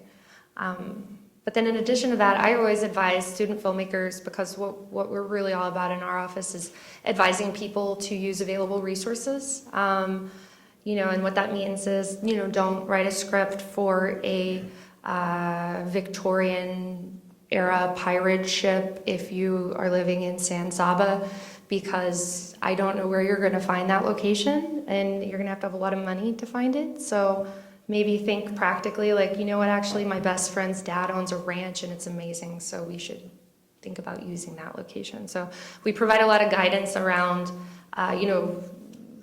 acknowledging and trying to harness the resources that you already have in your network.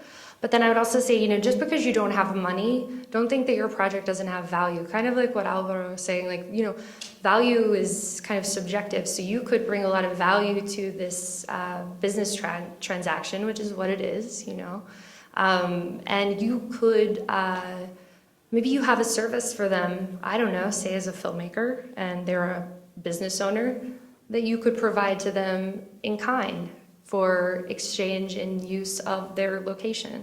Maybe you can make a promotional video for them that's going to be really useful to them, and they can generate more business for their, endeavors. Or maybe, it's just as simple as you're a great chef and you make a really wonderful homemade meal for everybody, like at the end of production, and that goes a really long way too. Or, get really creative. It's a creative art form. So don't think that just because you don't have money, you're not going to be able to build a relationship with somebody who has a location that you may want to film on.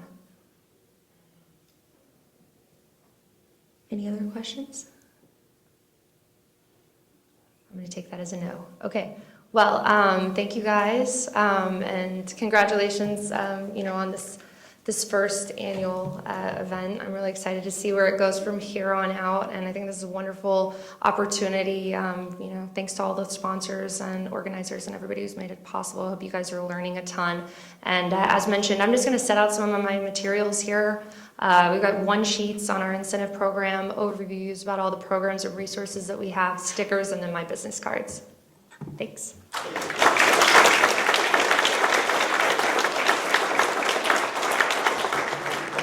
Cool, thank you, Kim. I will say, both as a producer and a crew member, that hotline is very useful. And locations department's great too. We brought a film Loveland when I was living in LA out here, and they hooked us up with Corsicana. So utilize the Texas Film Commission. They're a wonderful tool. I think they're underutilized by a lot of filmmakers out there. Next, we have Iliana Sosa, who is also an alum of this fine university establishment here. She has owned her own production company, Border Child Productions. And she has worked as an associate producer at Relativity Media, which is in Los Angeles, which is a cool place to work at. And she's here to she's now working as the artist services manager at Austin Film Society, and she's here to talk a bit about what AFS offers filmmakers in the area.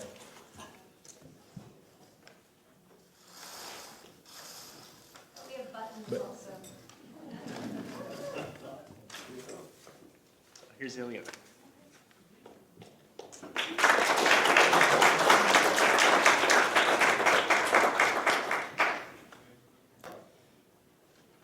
Hello, everybody. It's really awesome to be here. I graduated from Southwestern in 2007, and actually my passion for filmmaking started here. I don't know if any of you know Dr. Castro, but he recently passed away. He was a history professor here at Southwestern, and he was very inspiring to me, and he got me into film and encouraged me to go to film school. So after Southwestern, I had the opportunity and privilege to go study at UCLA, and that's where I got my MFA in film production. And for all these aspiring filmmakers that are sitting here, I had no knowledge of what even a close-up shot was or anything of that nature, and I went to film school. So I'd like to encourage you to pursue those dreams, even if you think that filmmaking is not an option or it's not a career, and I'm here to tell you that it is. So anyway, so I lived in LA for the past 7 years. I recently moved back to Austin. I'm originally from El Paso, and I love Texas, so I'm glad to be here, and now I'm working with the Austin Film Society. I'm the Artist Services Manager. Are any of you familiar with AFS? Okay, great. Have you guys attended our events recently? Yeah? Okay, cool. Are any of you familiar with the AFS grant?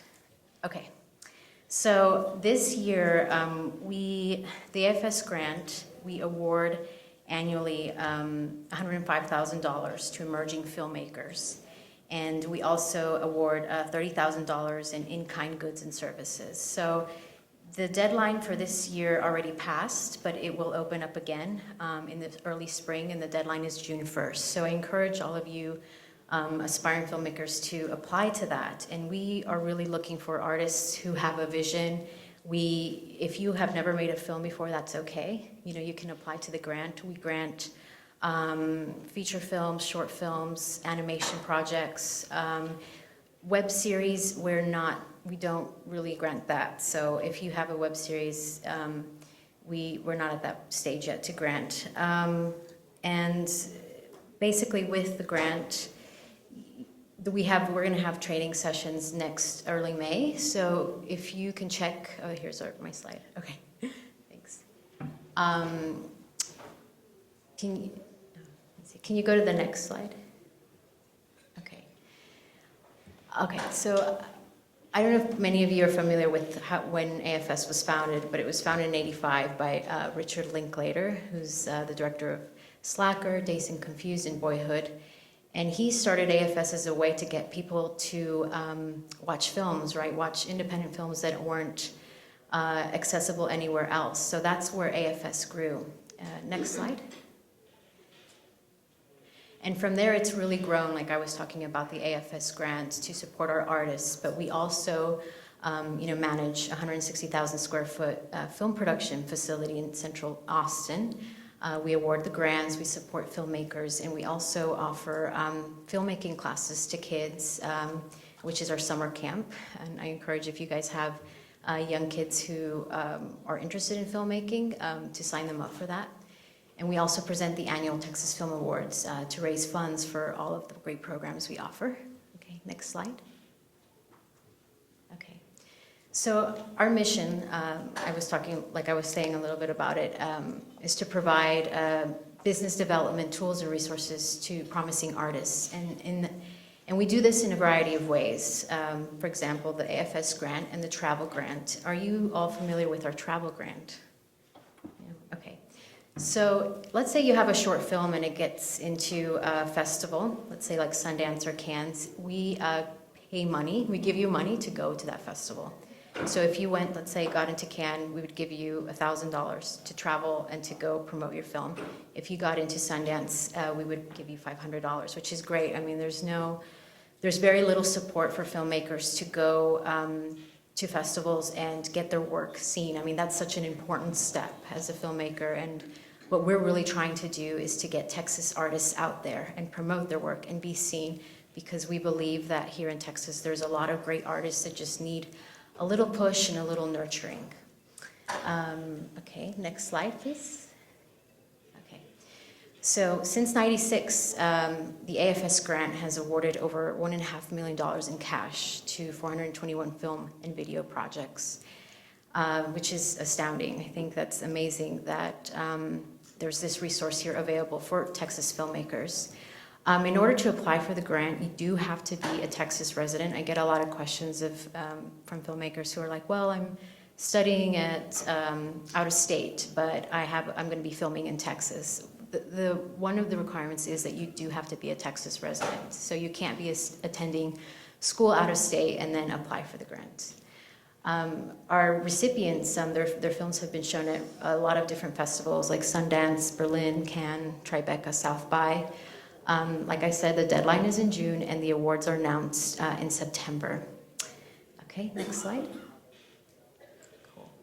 So again here, the travel grant. If you guys want more information on all of these programs, they're all on our website, austinfilm.org. And an individual film for the travel grant can receive one domestic and one international travel award for a total of $1,500. So if you get into 2 international festivals, we can only award you 1. Okay, next. Okay. Another great program that we offer is a Works in Progress program. So if you have a rough cut of a feature film, a documentary, you can submit it to our Works in Progress program, and we show it to the AFS community, and we give you feedback on your cut. So this is especially important for filmmakers who are prepping, their film for the big deadlines that are happening right now. You can submit your film, and I think it's a great way to get feedback on a film. I know it's a little scary. Sometimes filmmakers don't like to hear what their film needs, where it needs work, but this is a great program, and I encourage all of you to take advantage of it. Okay, next slide. Okay, another great thing that we offer is called Movie Maker Dialogues, and basically they're designed to allow our members to engage with experienced filmmakers about their work and the business of filmmaking.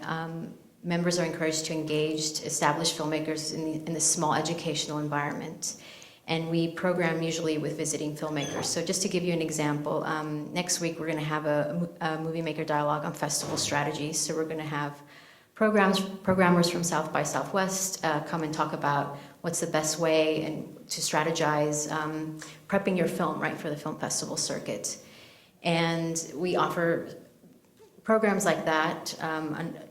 Earlier this year, we had another program where a lot of filmmakers came from Sundance and were just talking about just their experiences there. And so we try to program this at least once a month so that people can get just more knowledge on the filmmaking business. Okay, next.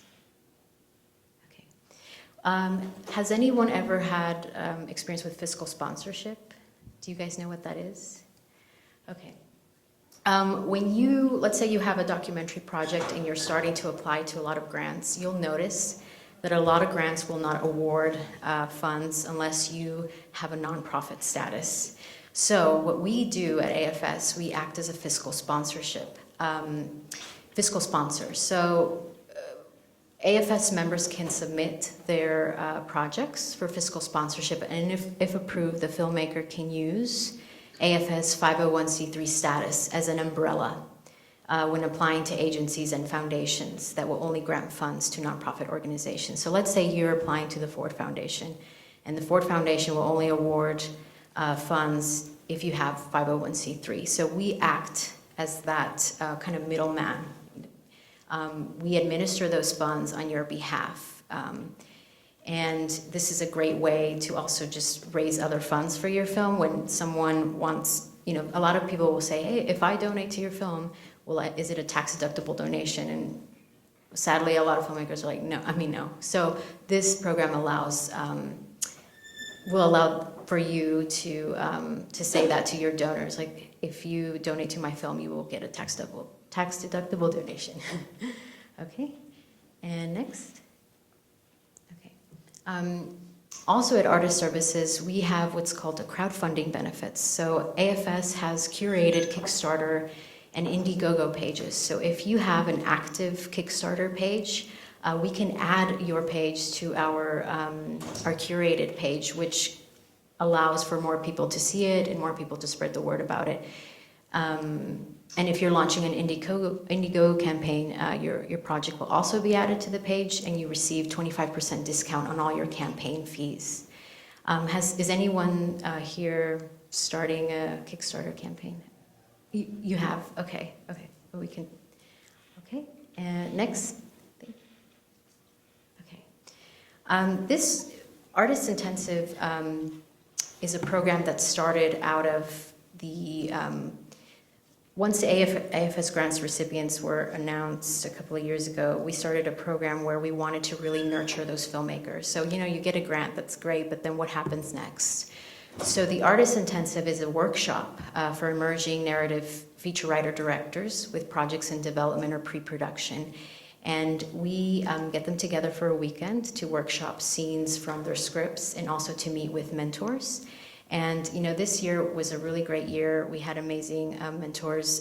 Jonathan Demme was one of our mentors who directed Silence of the Lambs, and Aza Jacobs, who's a director of HBO's show Doll and M. I highly encourage you guys to check that out. But the fact that these folks are coming to Austin to nurture our up-and-coming filmmakers says a lot about what's happening here. And I think it's a really exciting time if you are a filmmaker to be working in Austin. You know, like I said, I came from LA, and LA can be a very overwhelming place. But what I have found in terms of just the filmmaking community versus LA and Austin is that in Austin, it's so much more nurturing, and you're able to, people here are really supportive. In LA, it's a little different. So I think that you're in the right place at the right time. Do you guys have any questions about the programs? I'm more than happy to talk to you individually if you have any questions about you know, what we offer. Yes? Is the travel thing, is that like year round, or is it? Yes, the travel grant, it's a rolling basis, so you can apply whenever you apply, or whenever you get the grant. Let's say you get into Sundance. All you have to do is send us your proof that you got into that festival and proof that you're traveling there. Right, your airline ticket, and then we will reimburse you those funds. So we keep giving out funds until they run out. So, yeah, it's a rolling basis. Mm-hmm. Yes. I run a planetarium in Killeen, and we're starting to get into independent films, documentaries and stuff. That's the reason I'm here, is trying to figure out the business and how to learn to pick the films and stuff, and be a place where people want to screen their films. Do you have any kind of a matchup like that for people looking to show their films at places? Yeah, for sure. Are you saying that you're trying to find filmmakers that you would like, you know, films that you're interested in to show? Yeah. We've done. We've had a couple of people that put entries into Sundance in the full dome, large format category, and we've shown them at our place before. And now we want to. They don't have to be necessarily full dome, but we want to open it up. We want to start getting our feet wet. Plus, our community needs to have some more of this, because if our people want to see something that's different, small run movie or whatever, they have to go to Austin or Dallas. Yeah. And that's just wrong. Yeah. No, I completely agree. Yes, I think there's so many filmmakers that are hungry to show their work. Doesn't matter where. So I'd be more than happy to talk to you afterwards and point you to some of our, recipients who finished their films and who are kind of on the festival circuit now with their work. So yeah. Cool. Is there any other questions? Yeah? Okay. Cool. Well, it's been really a pleasure being here, and I'm really excited that Southwestern has started something like this. When I was an undergrad here, I thought, wow, it'd be amazing for SU to start a film program. So hopefully this is leading up to that, because I think it would be great. And if you all would like to talk to me afterwards, I'll hang around and I can talk to you individually about your projects. So thank you.